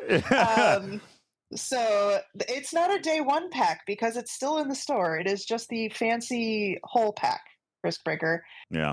It's the tour pack.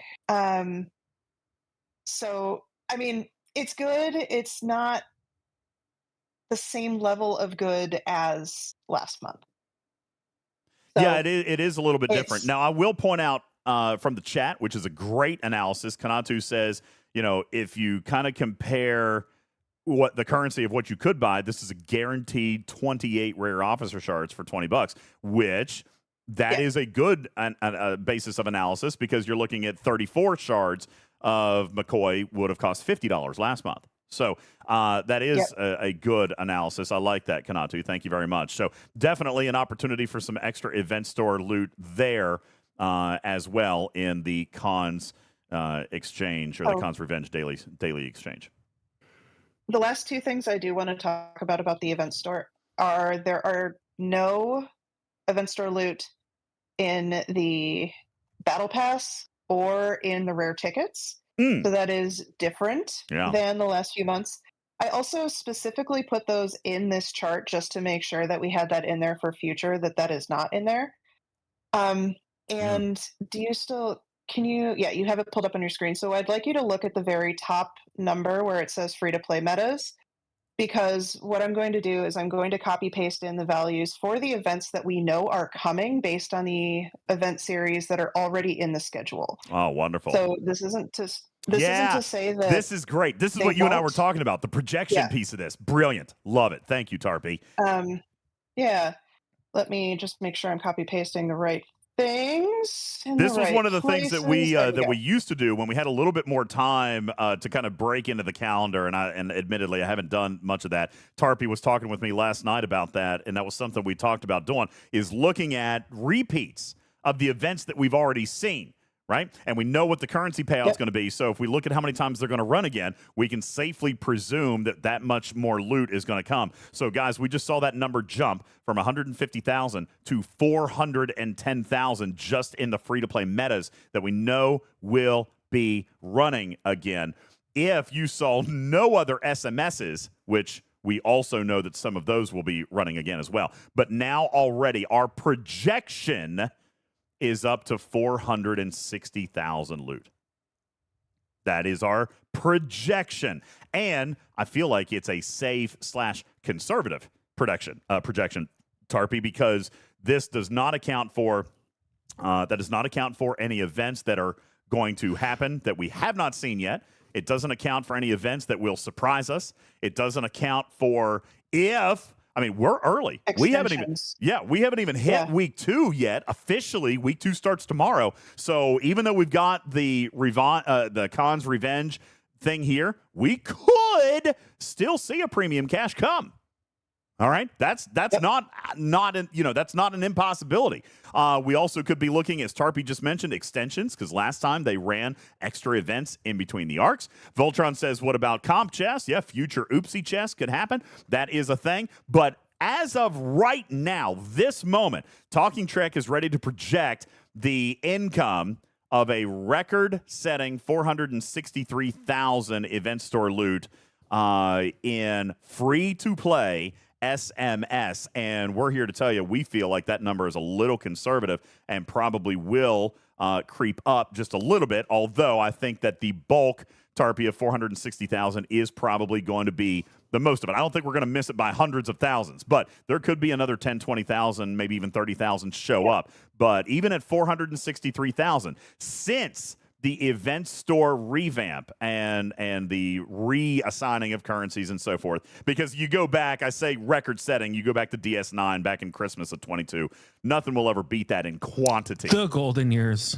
Yeah, nothing will ever beat that in quantity. Right. But they've changed the structure. I think it's very, very important, and actually that's why this asterisk, no, it's not the asterisk there.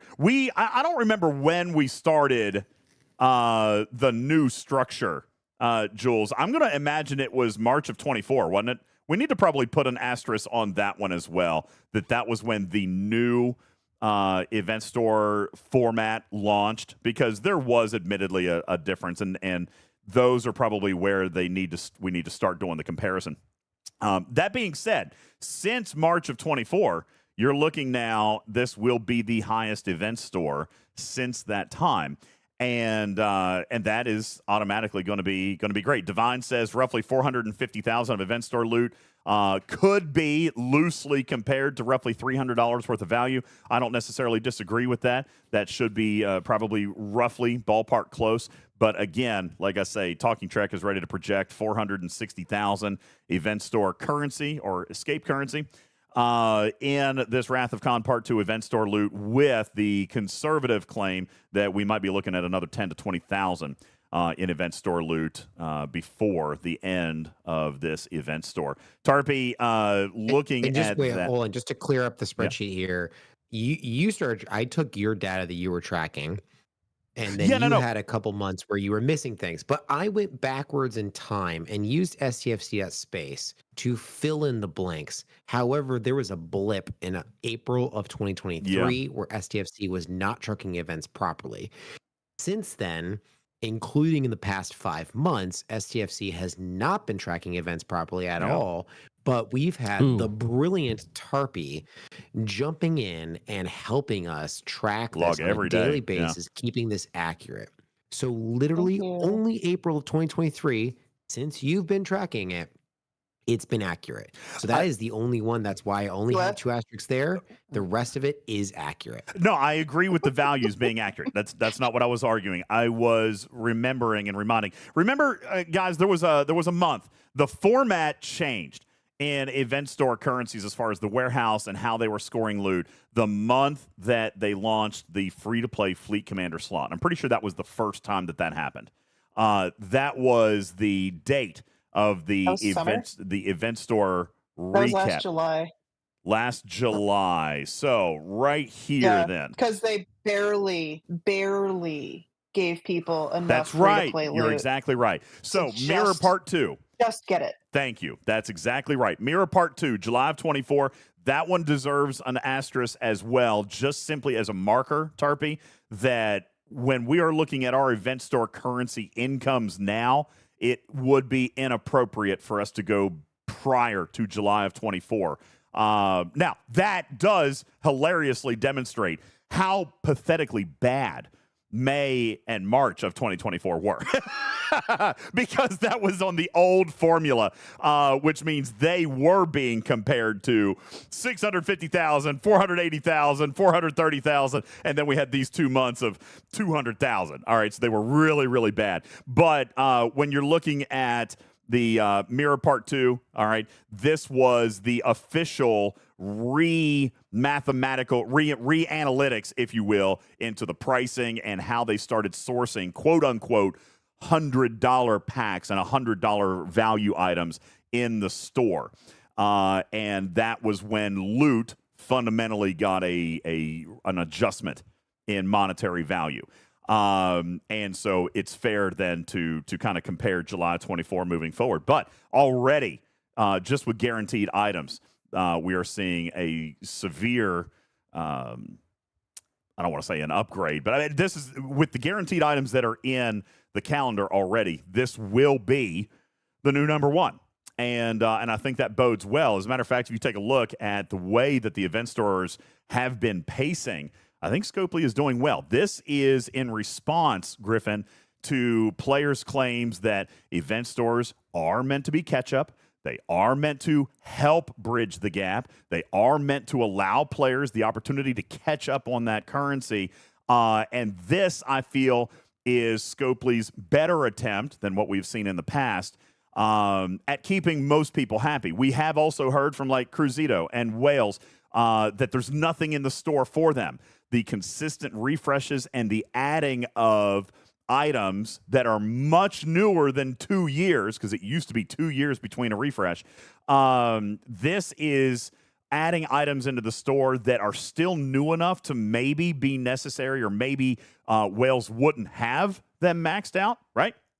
So there's still something for them to spend on, but we're seeing the addition of not only more currency, but more items, such as the primes that Destros compared for us earlier, to allow players to catch up easier. They are really, in the last 12 months, I feel, have really grabbed the event store bull by the horns, so to speak, Griffin, and have done a good job at revamping the event store to be what it was always meant to be, which is a player catch-up mechanism. And the fact that we're seeing the increase and the pacing of loot increasing for free-to-play, that is only a good thing.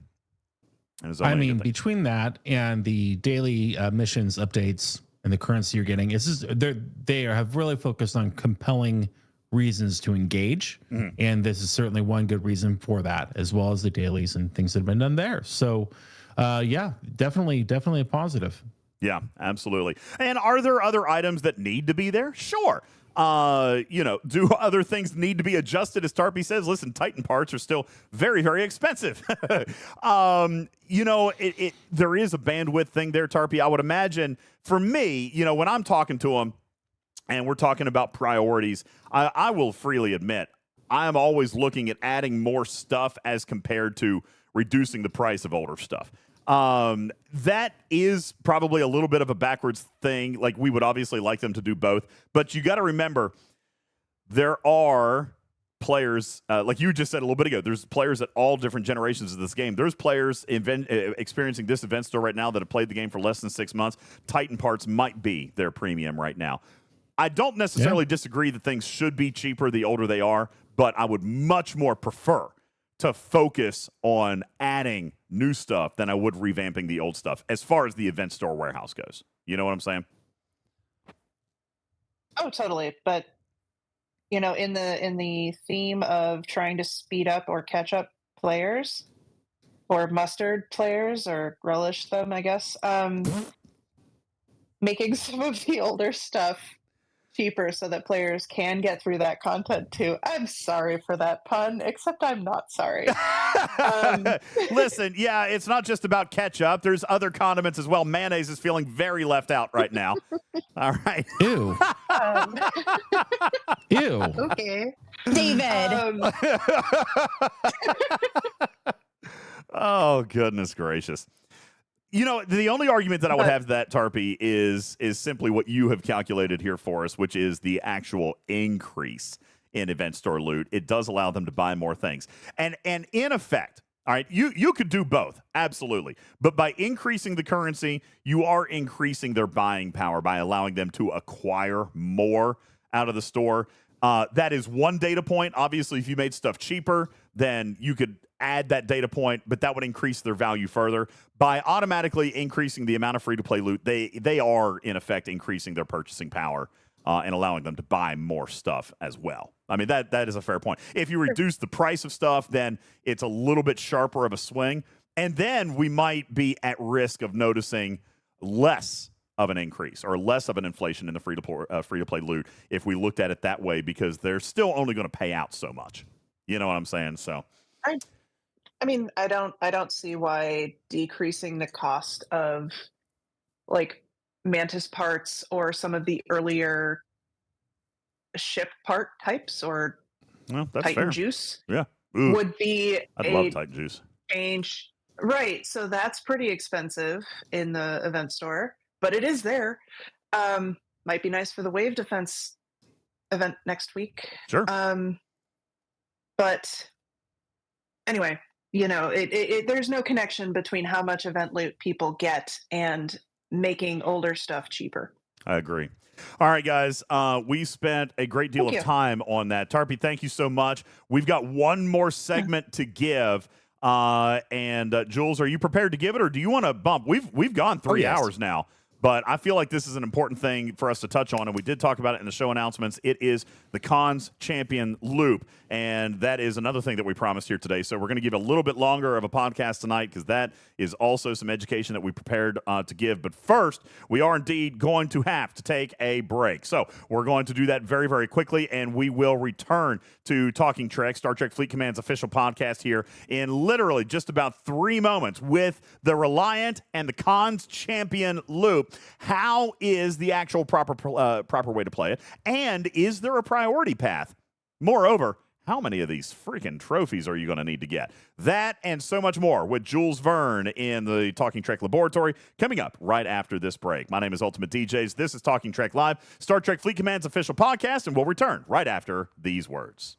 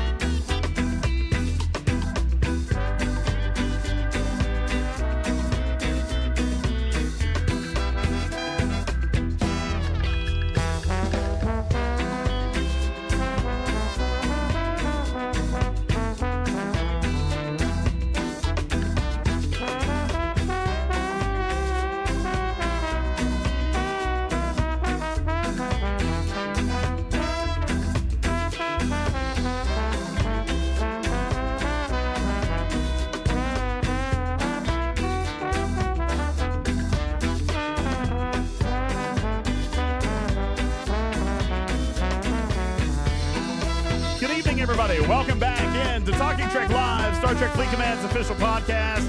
Appreciate you guys all being here. What's going on? Welcome in. Thank you guys very much for being in our live studio audience here today and dealing with our syndication commercial break there. I know people in the Twitch audience are like, yeah, but I've got a sub. I shouldn't have to do ads. Yeah, but when we do the podcast, we've got an ad break on iTunes. We got an ad break on the YouTube. We got an ad break in the Podbean. We got all the places. When we do a simulcast, we got to watch all the clocks. So I appreciate you guys all there. And people have to pee. Come on. Yeah. Listen, I mean, that has to happen. Voltron says, where was the pod commercials? I listen, I did so much yesterday, all right, but I did not do that. All right. I had all the time to do all the stuff that I did yesterday, but I did not have the time to finish the actual audio commercial. Not enough time! I'm telling you, crazy enough, those things actually take a great deal amount of time to put together. Captain Q, thank you for your 30-month resub. What's up, DJs? What's up with you, Captain Q? Thank you very much. Appreciate what you guys. What happens is he has to record them on 8-track carts, and he has to put them in a cart machine. And those take a long time to degauss and to re-record. Yep. Funny about that is that's not wildly inaccurate. It's not an 8-track machine, but I do have to like play them back, convert them, and then put them in a digital format. And then load them into my automation software. And again, just none of that stuff is like super, super fast. It takes a little bit of time. And it's the least important show element when I'm looking at stuff. As a matter of fact, when I've talked to some people about the structure of the show, they have all indicated that Stupid News is more favorite than the fake parody commercials. So if I've got time to do one or the other, then I'll try to do that. So yeah, I would do anything for Trek, but I won't do that, Dark Ginger. Thank you. No, I would. I just don't have as much time. That being said, Jules, appreciate you being on the stage from on the stage from the Talking Trek Laboratory, but I will point out that I inaccurately looked at the time. That's right, I forgot that we didn't start the podcast at the same time we started the show or the stream today. There was like a half hour, 35 minutes of like fluffer time, I guess we had in there. So yeah, I forgot about that. So on podcast, we do still have about 30 minutes to get through and still be on a normal show. So Jules, TikTok. All right, let's do it. TikTok, Jules. Yes. All right, welcome in. Time Let's is talk a human construct, and you're a great builder. Yeah. Let's go. Thank you. Not at all the same thing. Appreciate it very much. Okay, Cons Champions. What are we looking at, buddy? If we're going to do quick and dirty, let me give you the quick and dirty download here. So I actually would rather you use the screenshot that I've put in the circle rather than trying to fumble through the actual chart here, because it's more condensed. It is dense. It's all the things, but this tells you where all of the places you can spend the hijacked insignia and the whole thing. So let's start here. Where can you spend hijacked insignia in the game? Well, there's one place you can do it, and I would recommend all players start here, and that is unlocking Fleet Commander Con. Don't worry, Griffin, I've included a legend. FC stands for Fleet Commander. It's off to the right. It's green, just for you. It's here. That's amazing. Oh, thank you very much for that. Appreciate that. All right, there's a legend. Step 2, moving on. After you've unlocked Fleet Commander Con, you can also unlock and max the Wrath of Khan Joachim. That is a epic officer who actually has a very low shard account total for any epic officers. Definitely by far the lowest, on par with rare officers. It's great. You have to max him not only by attaining the shards, but also by attaining enough affinity to tier him up. I'll explain that in a little bit. Step 3, that is also upgrading your Fleet Commander Khan's skill points, his actual skills, to get them better and get them raised up using his skill points, SP, so skill points. And then the last step, and this doesn't necessarily hold true for everybody, but I would say the last step is going to be maxing your research with insignia. Now, I'm going to say that doesn't hold true for everybody because I don't believe there's a lot of people that would prioritize Fleet Commander Khan skill points over maxing the research that uses the hijack insignia. you recently talked about using the Khan's Favor as a great source for Pioneer's Crest. I 1000% agree and think that should be the #1 priority for anyone who is obtaining insignia, which means you may do these things out of order.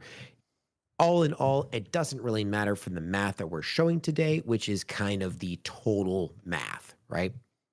Okay, so this is the chart, the full chart of where to spend your hijacked insignia, all of the places that you can spend it.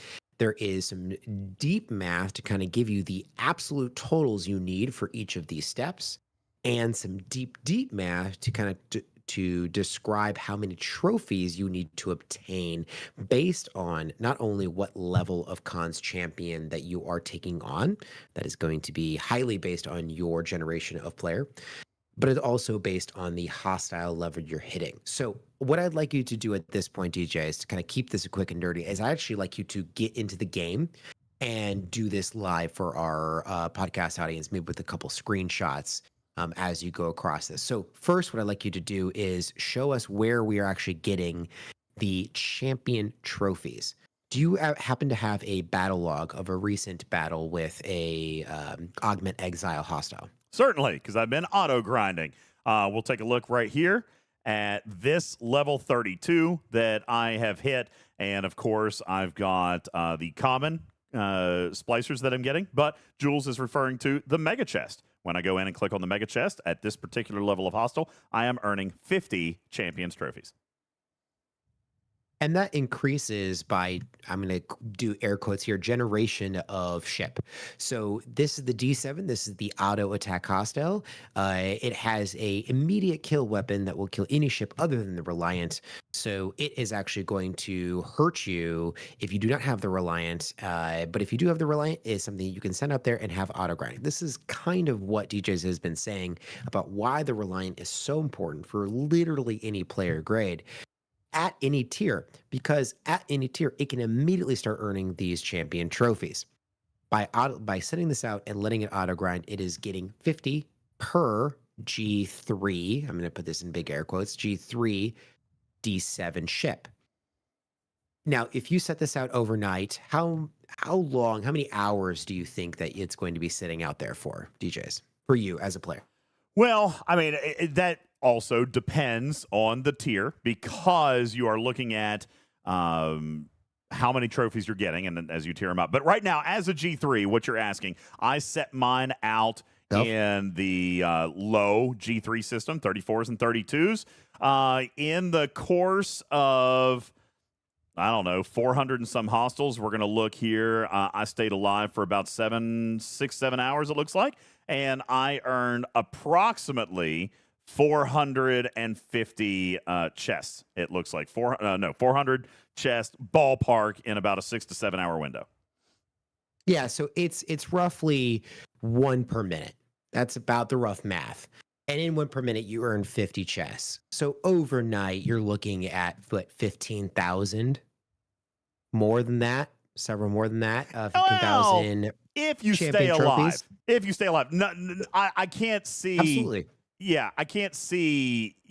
People are going to eventually come and gank that cargo, which is one of the things that we were talking about earlier with the ability to ship. You do need to take that into account. But, I mean, honestly, if you're earning, let's say that in a day's time, you're able to earn 400. All right. I mean, that's a lot of trophies, even at the G3 level, and that is going to do well to fund your loop. Yes, that is certainly true, and it's also going to change based on what level of Khan's champion you can hit. So let's go ahead and actually hit a Khan's champion. So in order to do this, what you're going to do is you need to get to 60 million rep in the Augment faction. We have some tips and tricks that we've shown over the last month and a half that can help you get there. Once you've hit 60 million rep, then the Augment or the Khan's champion missions have been unlocked.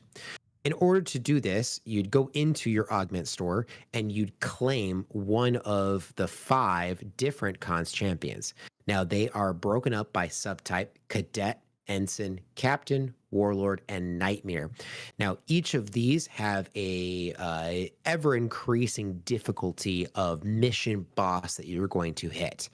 What I would say roughly is that cadet is your G3. So if you're a G3 player, you can easily do the cadet. If you're ensign, you're hitting the ensign subtype. That's G4. Captain, G5. Warlord, G6. Nightmare, G6 Epic Plus. And I'm putting that as a big caveat. The lowest tier G6 Epic I've seen take down a Nightmare mission boss is a tier 13. So that is a very high tier. I would basically call that a G7. And I'm going to hold that true. So for instance, if you have a G5 epic ship that is well tiered, that means you're op 60, you're probably going to be able to hit a warlord. Does that mean that you're a G6 player? Well, no, not technically, but you're already punching up to that G6 level. So right now we have a very squishy DJs who's about to hit the Warlord here because he is a G6 player, solidly G6. Once you have claimed this by spending trophies on the actual mission that you're going to do, you're going to see a hostile spawn, a mission boss spawn in the same exact system that your station is in. This is really good because we've seen a lot of problems with Q's trial hostiles spawning in systems that people can't actually get to. This is a easier way, guaranteed you're going to be able to hit it, and you can also send your support ships to that same system to kind of help you. Once you have defeated the hijacked hostile, you need to make sure that you actually claim, you do the donate button to claim the actual rewards from this mission. If you do this out of order and you do not claim the actual rewards from the mission prior to selecting another mission from the Augment faction store, you're going to run into a bug. That bug is going to only be fixed by a report to customer service. So please go ahead and make sure you hit collect in order to collect this, and then you can kind of repeat this process over. And by the way, you will need to repeat this process over and over and over again because you'll have to do this mission several times in order to get through some of these steps. Thousands of times, in fact. Hundreds, at least hundreds, maybe thousands. Thousands. Great. Now that you have done that, you've earned some hijacked insignia. So if you don't mind going back into their faction store and let's take a look at some of the bundles. Now, I imagine you already have Con unlocked, so you may not be able to see this bundle, but one of the bundles in here is called Con Unlock. And that will allow you to get a 1 shard of, oh, you do have this champion Khan unlock, 1 shard of Fleet Commander Khan per chest. Now, depending on which level of Khan's champion you're hitting, you're going to be able to gain a certain amount of hijacked insignia for each hit, for each completed mission, and that's going to be transferred into these bundles. Here is the bundle to unlock Khan. It also comes with Joachim Affinity, which gives some synergy to step 2, and some augment points. Now, this is a little bit important because once you hit 60 million rep, I would suggest to all players, stop what you're doing with your augment grind and actually go through and spend all your champions trophies. Because what you'll see is there's going to be a massive injection, depending on how many trophies you've built up to 60 million rep. You're going to get a massive injection of augment reputation through just claiming these bundles.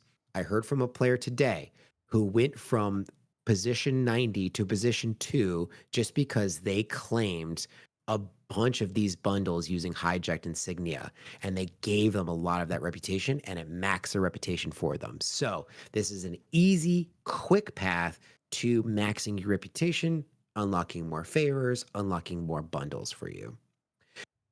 That is Chan's Champion Unlock. The other option here in this particular area is Chan's Con Upgrade. Now, Con's Upgrade not only gives you the Con skill points, but also gives you the Joachim Affinity. That is also what is used for not only getting the shards for Wrath of Khan Joachim, but also for the tier up currency, as again, is just affinity, and additionally more augment points. So if we look back at that original chart, by unlocking Fleet Commander Khan, you will have 100,000 affinity, which is going to help fast track your process through Joachim. You'll also have 10 million augment rep. By then finishing step 2, you will have another 19.2 million augment rep, and therefore having over 30 million augment rep just coming from redeeming bundles. This is why being able to grind out those champion trophies could be a priority for you over grinding out reputation, because you know you're going to get this massive injection right when you hit Ops 60 and unlock these bundles and be able to claim these bundles. And you also can continue to claim this bundle, the Khan upgrade bundle, in order to gain more of the Fleet Commander skill points. Quick note, you get 23,000 plus skill points from maxing a Fleet Commander. Doesn't matter which Fleet Commander, they'll give you the Fleet Commander specific skill points. If you can level them up to 100, it is 23,625. For Fleet Commander Khan, that gives you basically most of your always on abilities.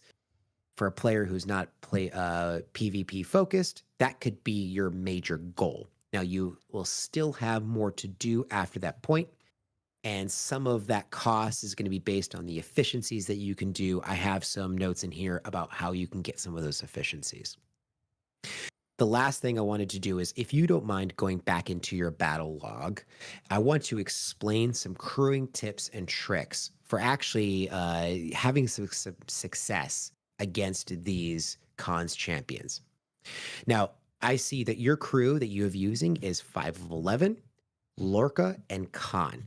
Now, here's why this crew is actually very good for mission hostiles, because there is very few crew options that don't have any modifiers. Remember, this is a mission boss. This is a yellow, I can't even call it a hostile because it's not considered a hostile in the game. Anything that has a modifier that says against hostiles, non-Amada hostiles, non-player hostiles, players, it doesn't matter. If it has a modifier at all, it is going to not work against these mission bosses. The only ones that do is if it says against enemies or against opponents and has no other text.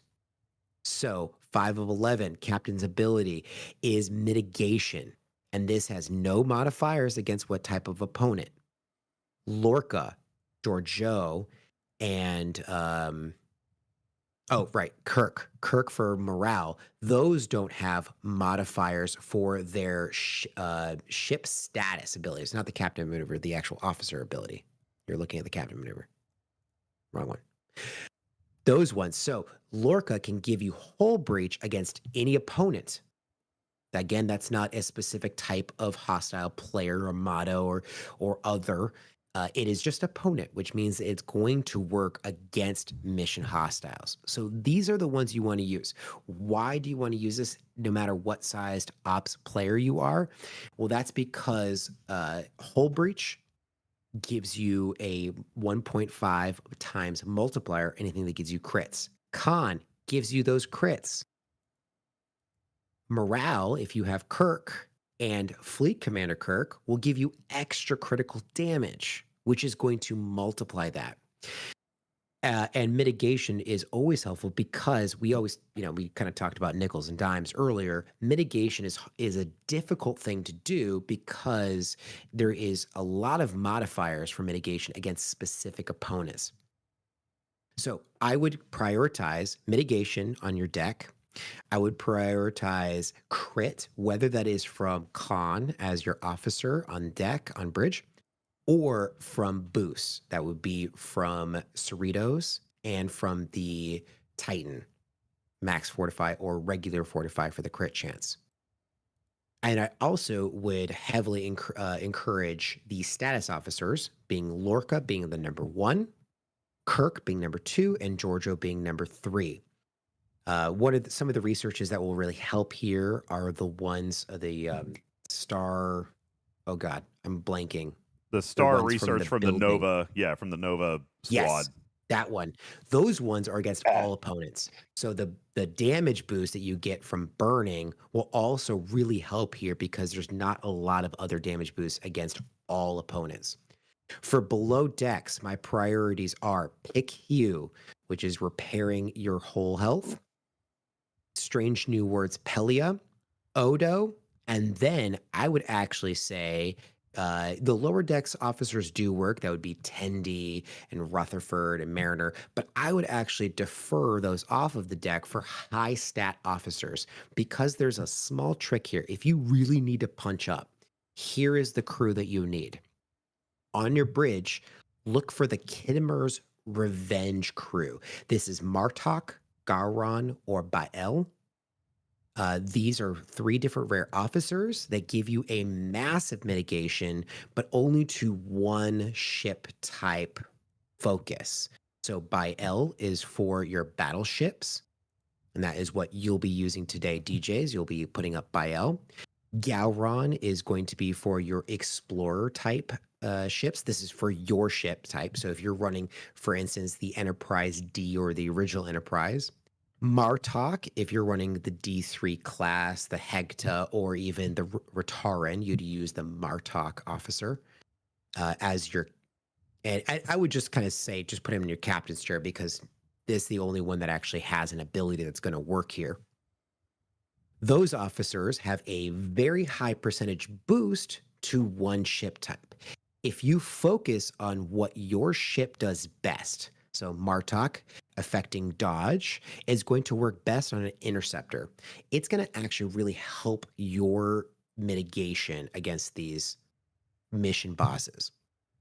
So by putting Martok on an interceptor, or for in your case, DJs, you're going to put Bael up on deck on your captain's chair and actually put in a bunch of, I think her major attack stat is attack. So you would put a major officer stat as attack. So you would stack up attack below decks in order to maximize the mitigation you're going to get from this officer. And in particular, if you were in a space, you specifically are not, but I think there's a lot of players that are in a space where they could use a punch up to get to the next level. Then I would also suggest dropping Khan for Kirk in order to get an extra critical damage bonus, and then using Cerritos and the Titan boost to get enough damage increase in order to be able to hit the next level up. Now, this may also help you if you can only hit like 1 or 2 and you have to repair in between and it's getting really tedious for you. You want to like build up a punch-up crew that can actually take out like 5 or 6 or 7 in a row just to kind of get through that. You can also use this punch-up crew for that. So even if you don't need it to succeed against the hostile or against the mission boss, you can use it to get more out of your one hole. Again, it's not that big of a deal because you're going to be in the same system as you're normally in. You know, remember when we were talking just a little bit earlier how the isolytic damage effect is very little at 15%. But I would argue because that is irregardless of opponent, it actually is even more effective against these mission hostiles because it is a straight net effect. Not straight net effect, but it's going to give you a bigger bonus. Magoo is showing his isolytic damage against these mission bosses at 372%. Well, at 15% extra, that's 4% net. We were talking about how anywhere between 3 and 5 is actually a good value. So if you're a player who's struggling to get to the next level of these mission bosses, maybe that ISO damage research is actually going to be really effective for you. That's the last of the crew advice I have for this particular thing. The last thing that I kind of wanted to talk about is where to spend the hijacked insignia in the actual research tree. So this is the step 4 after you've unlocked your fleet commander, you've maxed Joachim. I will remind people that Joachim is very useful as a max officer because he has the most stats in the game. As of right now, he holds the record even over the syndicate officers. So he's really useful for priority 1 ATAs and in his actual officer and below deck abilities. And if you are a player who is heavily into PvP, you probably want to max a few more skill points. But if you aren't, and if you've already done all the other steps and you're looking at the research, let's go ahead and take a look at the away team's research. One of the things to note is that the Khan's favor definitely takes the most of the hijacked insignia of any one research node. Starting at level 1, it's going to take hijacked insignia, and it's going to continue that process all the way through maxing this research node. So it is a high priority to spend your insignia here for anyone who is looking to gain that extra bit of not only the prime particles that you get from that, but also the Pioneer's Crest, as you were suggesting earlier. Additionally, the last level of essentially all of the new research in the Away Team store is going to be hijacked insignia. So if you take a look at any of those officer efficiency bundles and you're taking a look at the very last level, all of them will be hijacked, they will cost hijacked insignia. And then lastly, one of the other things to target, and this is targetable at Ops 26. So for you Ops 26 players that are just entering this loop, a second slot for Priority 1 ATAs will be unlockable with 5,000 hijacked insignia. So I would recommend that be your very first purchase. So that way you can kind of hyper start your loop and be able to select which ones you want to start. Cruzito points out in the chat, Apex Shred being a major research. Starting at level 2, this research requires hijacked insignia. Or sorry, starting at level 3, it requires hijacked insignia and ends up costing 106,000, which itself is 18% of all of the hijacked insignia used for research. So it is a very big portion of that research. If you are interested in Apex Shred, both against hostiles or players, is a very important one to do. So yeah, that's looking in comparison, Khan's favor, definitely more expensive, and the total being at 163,000. I had some of that done, so I had to change my research level for your display. But Apex Shred only requiring 106, so it is still lesser expensive than Khan's favor, but Apex Shred is included in the calculations as we basically just did all research. All right, so that's Apex Shred. As a matter of fact, it's all of these researches. Apex Shred, the assignments unlock, all of the crew allocation or the officer shard efficiencies. You've got isolated defense here, hostile calibrations, conquests. All right. And then more crew efficiency in addition to Khan's favor. These are all the researches that went into calculating these numbers here, broken down basically by generation. So in total, the number of insignias to do all of this research at 624,000 insignias. As you guys saw just a few moments ago by my playing in the game, I am earning at the Warlord level 4. I'm earning 4,000 each. All right, that is many champions missions that I'm running there. Indeed. And what I would also say is that this includes everything. For instance, I don't have any Deep Space Nine officers that I'm really struggling to max. Not that I've maxed them all. I find the ones that I've already have maxed valued, and the ones I don't have maxed not valued. So I'm not going to spend insignias on that particular research node. You may also feel the same way, that you don't want to spend all of this research or all this insignia on Fleet Commander skill points and on insignias, which makes your max total spent way less than the 2.13 million insignias that I've predicted is going to cost you to max literally everything.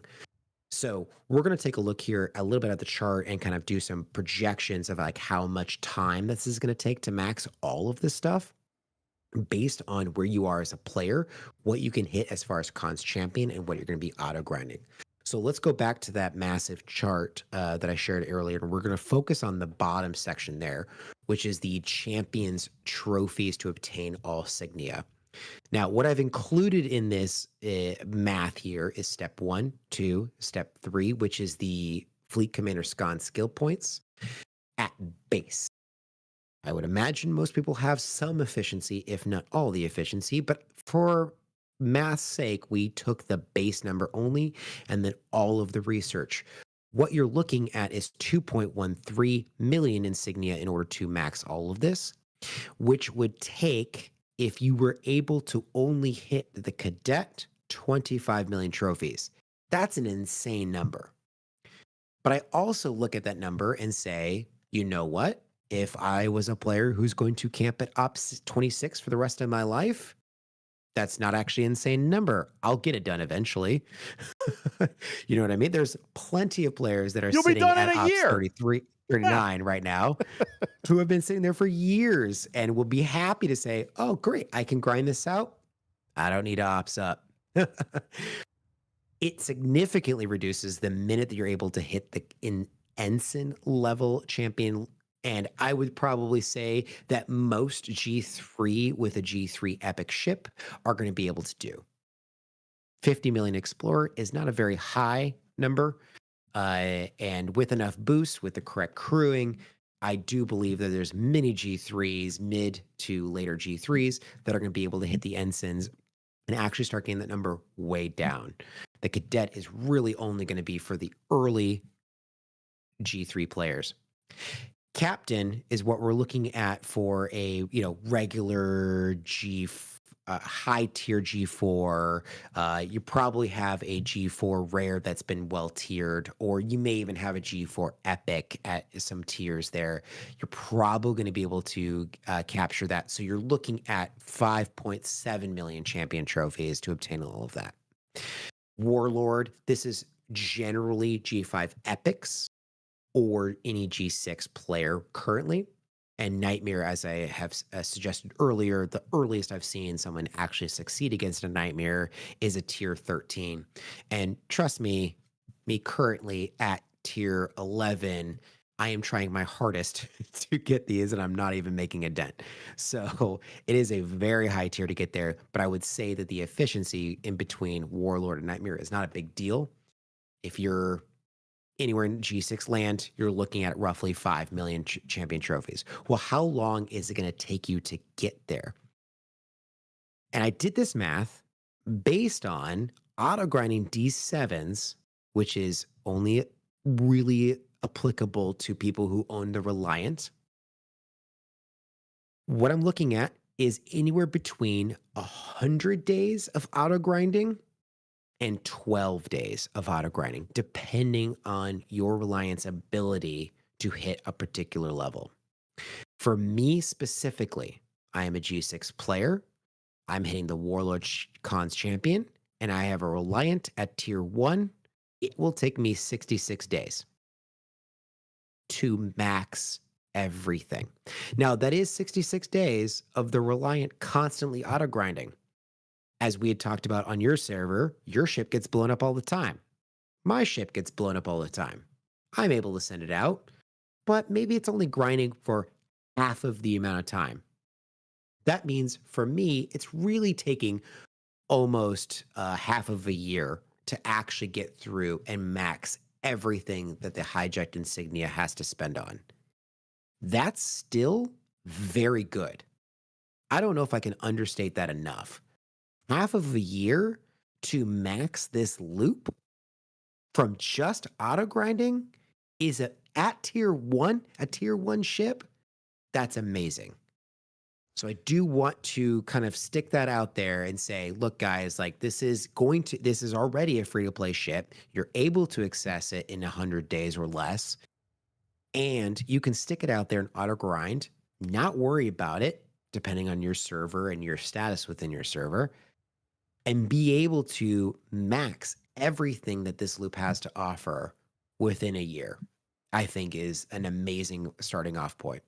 When we talk about maybe even faster if you can be more active.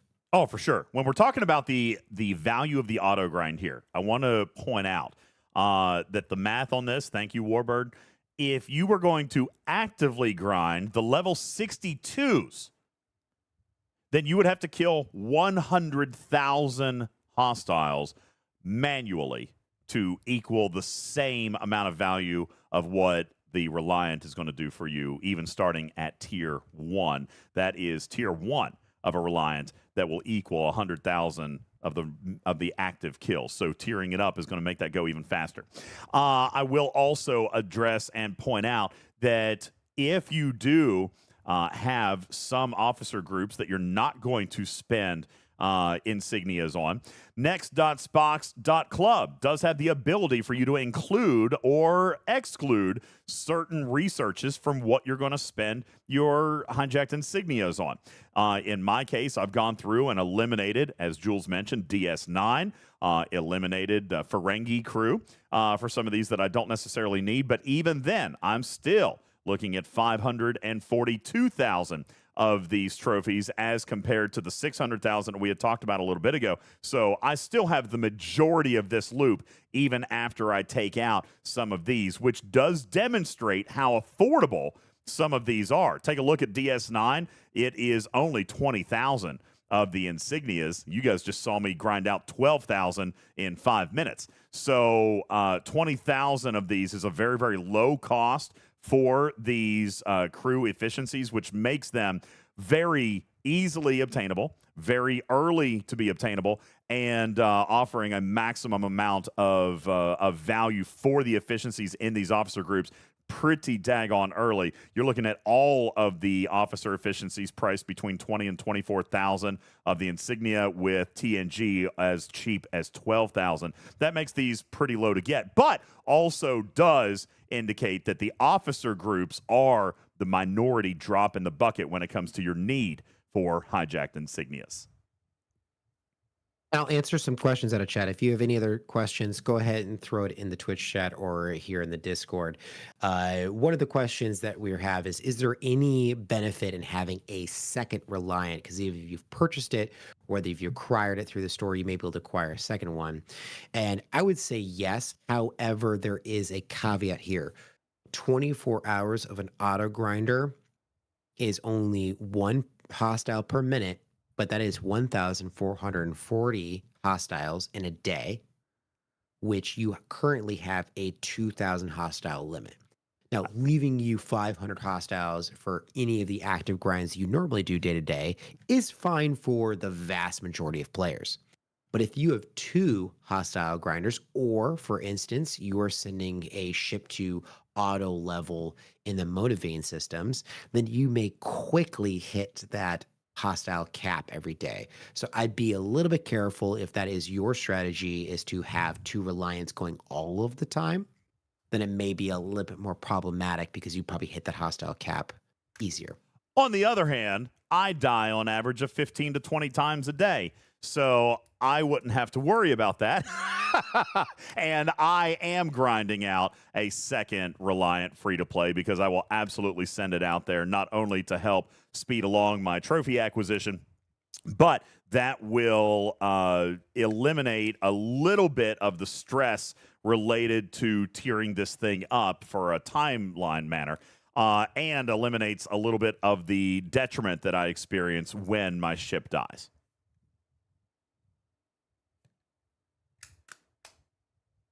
Okay. Indeed. Are there any other points or anything there that we need to grab a comment on, Griffin, or do you feel like that's good for a video? That was a good solid 30 minutes right there. A little much for a quick and dirty. Not quick, but definitely dirty. Definitely dirty. Got all the dirt. All right. We can get that down to 20. My question though is, does that reset on event reset, that hostile grind cap? Actually, no. It resets currently. Oh gosh, is it midnight right now? Midnight Eastern time right now. Eastern time. So it's usually 1 hour after daily's reset. Ah, thank you. Yeah. Usually. There you go. Well, that covers it. Thank you. Very well done. Dustin says, what's wrong with DJ's research that it dies 20 times? People kill me, bro. Wow. That I don't. Yeah, people kill me. All right. It's not about my Reliant not surviving. It's that I die. Now, I did actually see this, and I wanted to address this before I give Griffin a closer on that video. I'll answer this question real quick. I think there was a conversation between Strider and Magoo here a little bit ago and Cruzito about why I'm not hitting the 42s. 42s would pay me 100 trophies. That is correct. It would double my trophy income. Problem is, I can't hit very many of them before I die to the hostile. I am still tier 1 with only like 3 or 4 upgrades. Okay, so now once I get to tier 2 or tier 3, then I'll probably do better. All right, and I can jump up. But right now, actually, I take that back. I think I'm tier 2 now with 1 or 2 upgrades, but I can still only kill like maybe 20 of those natively before I die, and I want them to auto grind more. Yeah, I think I am tier 2 actually, but I still wanted to auto grind more than 20 some hostiles because I'll leave it for overnight or something like that. So yeah, I'm tier 2 right now with a couple of weapons, but it's still not enough to grind hundreds of the level 42s. But you're absolutely right. I will 100% transition to that level 42 system as soon as I'm able, because that will now award 100 trophies instead of 50. Okay, but right now it doesn't auto grind for more than 30 or 45 minutes, and I want to auto grind for more than that. So that's where I'm at. But I will be moving to that level 42 or level 43 system very, very quickly. And we'll see. The other thing, Schwag or Quazel, is that I am still running a protected cargo crew. If I'm running a killing crew, that would probably assist me in my grind. And honestly, that is a consideration that I need to make now. Jules and I had this conversation early about the value of this thing, but I am now sitting on 65 million common splicers, so I am good for a while. It's probably time for me to focus less on cargo and more on punching up to kill those targets, because I've got common splicers for many, many days. So I don't necessarily need to continue protecting that. It's probably time for me to modify my crew and go for punching up, all right, in all fairness. So there you go. Those were the answers to a couple of questions that I saw in the chat while Griffin, or while Jules was presenting. I think this brings a bigger point to my timeline is based on me forever being a tier 1 hitting level 26 hostiles. Yeah. And that is, half of a year at a leisurely pace. It's going to get faster. Oh, for sure. Yeah, absolutely. It's going to be much faster. And that's the point, Riskbreaker. I just said I don't necessarily need to protect the cargo moving forward now, at least for the time being, because I have so many common splicers. Now, as I run low on that, if I'm not actively grinding, then I probably will bounce back and forth. And that's the beautiful thing. There is a balance here, and there is a choice to be had. When we first started this, Jules, your approach was to hit up, so you were getting as many common splicers. Are you still finding that is your priority, or are you now going to start looking for trophies? No, I mean, day 1, I needed common splicers. But now that I have successfully gotten enough common splicers to last me at least 30 days of pulls, I am switching over to champion trophies until I can start farming the uncommons and do the same strategy there. Yes. I'll do a little bit of punch up to get the uncommons. I'll do overnight in the lower systems to get the champions trophies, and it'll be this balancing act as I tier up the ship over which systems I'm actually camping in. For sure. Absolutely. All right. Fantastic. I will give Griffin a quick closer, and then we'll get ready to wrap up the pod. But I guess I need to give you an opener. You know what? Let's wait, and I'll know you need them. No, we don't. We don't need that. We're good. We're good now. You're good now. Okay. Fantastic. Yeah. With that, then, do we have any other questions for Jules before we go? We are over our time, so we'll get ready to wrap up on the podcast. But any other questions on the Reliant and the Cons champion loop as it stands with that kind of quick and dirty right there, which, by the way, super fantastic, man. Really appreciate it. Ladies and gentlemen, how about ones in chat for Jules Verne? Beautiful. Love it. Yeah! All the great data. All right. Andy says, when will this be posted? Well, the podcast will go up tonight, but I imagine that we'll have the quick and dirty video up probably within 3 to 4 days would be our goal. Around lunchtime tomorrow. Do I have this graphic? I can send it to you. It's in the circle. Yeah, it's in the Thank circle. you. It's in the circle chat. All right, look at all those beautiful ones in chat. Thank you very much. Jules Verne, ladies and gentlemen, from the Talking Trek Laboratory, Jules Verne, you are the man. Thank you very much. Appreciate you, man. All right. Any other questions? Anything else that we need to answer for you? Tarpy, do we have anything else show-wise that we need to give public service announcements on, or are we good until our Thursday show? Alliance tournaments start Wednesday, I think, so we could give a reminder. That's right. About that. The usual, if you have polls that you can save that won't hurt your game in the next day or two, maybe start doing that. Does anybody have a quick link to the Alliance tournament / Alliance management spreadsheet? I can get it for you real quick. I've got my Google Drive open. I was going to say, just maybe put a link to that in the Discord or here so people can have a reminder of the 10K tasks that they can start saving up for. That's in the Alliance management. Yep. Well, I don't want to. Oh, there it is. Okay. I was going to say I didn't see it right there. All right. Grabbing the share link to that and throwing it into. Jules beat me. You could have said something, dude. I've been looking for this for the last 90 seconds, and he posted it in there 2 minutes ago. Thank you. I see you fluster. Don't worry, I also put it in, bitch. Thank you very much. Yeah, he posted it 6 times before I even found the first link. Thank you. There you go. Maximus Bull says, did Alliance tournament currency get saved from last time? The correct answer is yes. Captain Q says, can we talk about Lorca? The answer is no. Who's Lorca? Yeah, but what? We don't talk about that. Matters says, just as a public service announcement, the war on pants is going well. I'm currently not wearing any. I'm with you. No pants. That's kind of a necessity on this show.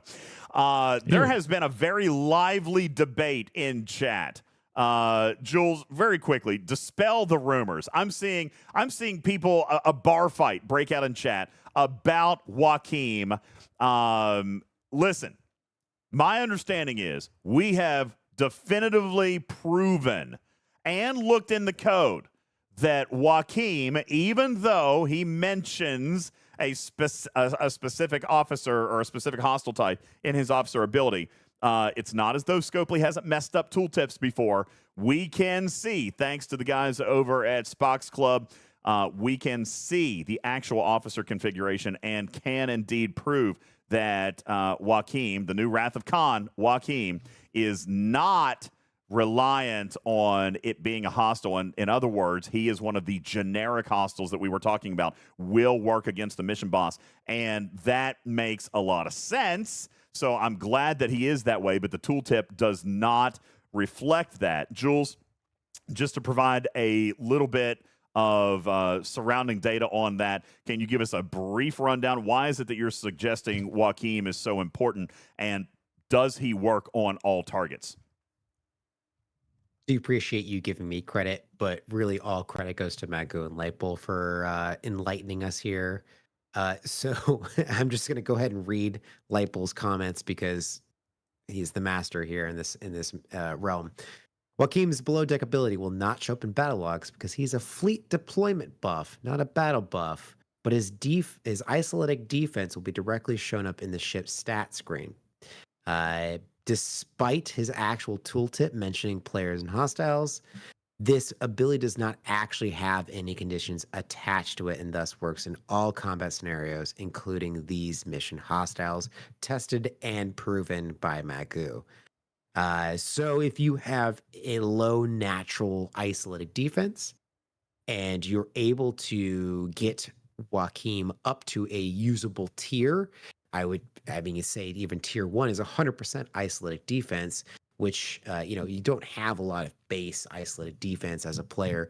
So even at tier 1, he's going to be very useful. But up to tier 5 gives you 500% isolated defense, is going to do a big dent in how much damage you're going to receive from the mission boss, allowing you to survive a little bit longer and hopefully take down the hostile. So, Jules, the chat is going wild right now. Does this work on invading entities? I'm going to repeat. This ability does not have any conditions attached to it. Cool. So does it work on armadas? This ability does not have any conditions attached to it. What about players and PvP? This ability does not have any conditions attached to it. Okay, very good. I mean, he does say players and hostiles, so we would have assumed that. But you're right. Armadas, invading entities, those are gray zones.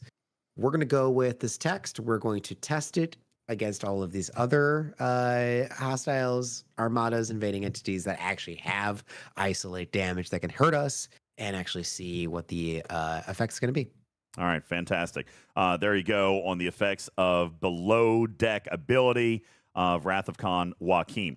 Now, are there going to be concerns about people? Some people are concerned that it could be a bug and it'll get fixed. I disagree with that in this particular case. I would be more inclined to feel like this was a tooltip error because do you guys remember way back in the day when Ripper was able to look at the officer configurations? We could actually see when there were mistakes made. We could see how the officers were coded and how they were built, and we were able to pretty definitively determine whether or not there were errors with those. I will point out that Lightbull is doing that same work in today's environment. He works and maintains Spock's Club, so he has all those officer configurations, and while he has helped us find, predict, and squash many of these bugs, it is also his opinion that this officer is coded correctly and is performing as it was intended. That does not mean that Scopely won't do something boneheaded. However, it does appear it does appear that this officer is working as it was intended, and it was just a tooltip error that is not showing up there properly. Okay, Jules, does it work in assaults? Shut up! Ooh, don't say those words. I was just how dare you? I was just curious. Get it out! Get out! You're banned. Your own stream. Get out! That is the way that we end the show, right there, ladies and gentlemen. That's perfect. Thank you very much, guys, from the Talking Trek Laboratory. Again, Jules Verne with his amazing data and all of our amazing scientists in the Talking Trek Laboratory. Thank you, Lightbull. Thank you, Magoo. Thank you to all of those wonderful people in there. Jules' team, he has amassed quite the brain chest, the brain trust of STFC, and put together an amazing team over there. Thank you guys so very, very much. Yeah, Alpaca, Jules, does it work against solo armadas, Revenant armadas, burial ship armadas? What about the exchange armadas? And those... This ability does not have any conditions attached to it. We are done. All right, fantastic. There you go. All right. We are done. There you go. We are all done with that. Thank you guys so very much for being a part of our amazing... Oh, my God! Griffin, look, they fixed it. They fixed it the day after I spent 14 hours. The day after I spent 14 hours on overlays. You knew that was coming, right? They fixed it, those sons of biscuit eaters. For those of you in the podcast it's okay. audience. The new ones look better anyway. That's right. For those of you in the podcast audience, the whole reason I've been fighting graphics for the last 2 days is because Stream Elements broke them. And now it's working today. That stinking goodness. Yeah.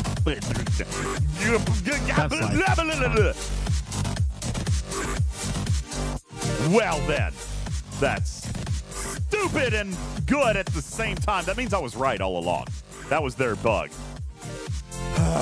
Anyway, thank you guys. Hey, appreciate you guys all being here. My name is UltimatDJz. Appreciate you listening to Talking Trek, Star Trek Fleet Command's official podcast. Going to invite you to visit our website at TalkingTrekSTFC.com. That's TalkingTrekSTFC.com, where you can find links to all kinds of amazing stuff, including our link to our official rules for you to win a free cruise. That's right. We're giving away a free cruise. You've got an opportunity to win. All you got to do is check out the website for the official rules. You can also find that website to link on over to our Patreon program, where we're actually getting ready to make a little bit of a change to the way that we record Studio B. So we'll give you some more details on that coming up and more listening enjoyment inside Patreon. Also, we'll invite you to check out Candy White's merch, all the amazing Talking Trek merch as curated by Candy White. I would like to say a very special thank you to the supporters of Talking Trek through our Patreon program. Thank you, Iron Chef, Virtual Army, Mechrack, Shady Pines, Lobot, Rocky Mountain 4x4, Tagora, Living in Griffin's Head, Ransusi, Hank, A, T-Jigger, MC101, Louis P. Grog, Archangel Smoke Mohawk, Jetski, Papa Smurf, Man of Stargazer, Captain Jack, Vanadium Scorpionus, Archer and Honey, and Dominus, Casey Jones, K9 Sooster Tail, Judge Kren, Vaminkus, Captain Q, Games Jr., Admiral in Water, Scarlet Hawk, DJ's got rated again, Jagan, Ibigo, Full Tilly, Blue Mandalorian, Noxus, Exhibitor, Dr. Link, Clueless One, Gunner, Unimatrix, Pornography Addict, Web, Balabon Medic, J-Babe, Dark Knight, Pixelate, Spectre, Yukon, Nika, Diva, Dorsal, McLovin, Griffin, Thomas, Shannara, and Alicia, DJ's Better Refine More ISO, Sweet and Psycho, Lieutenant Tom, Check, Iron Fister, John Ghost, Spock, Dastros, Kill Deal, and Gordon. Thank you guys for supporting Talking Trek at a level of $10 or more per month, becoming a gold patron. We appreciate your support here at Talking Trek. A registered trademark and recorded in front of a live studio audience for distribution across podcast platforms everywhere. I am your friendly neighborhood cat person, Ultimate DJ Sam. Meow for now. Love you, man. We'll catch you on the next one. Good night, everybody. Meow. Meow. And with that,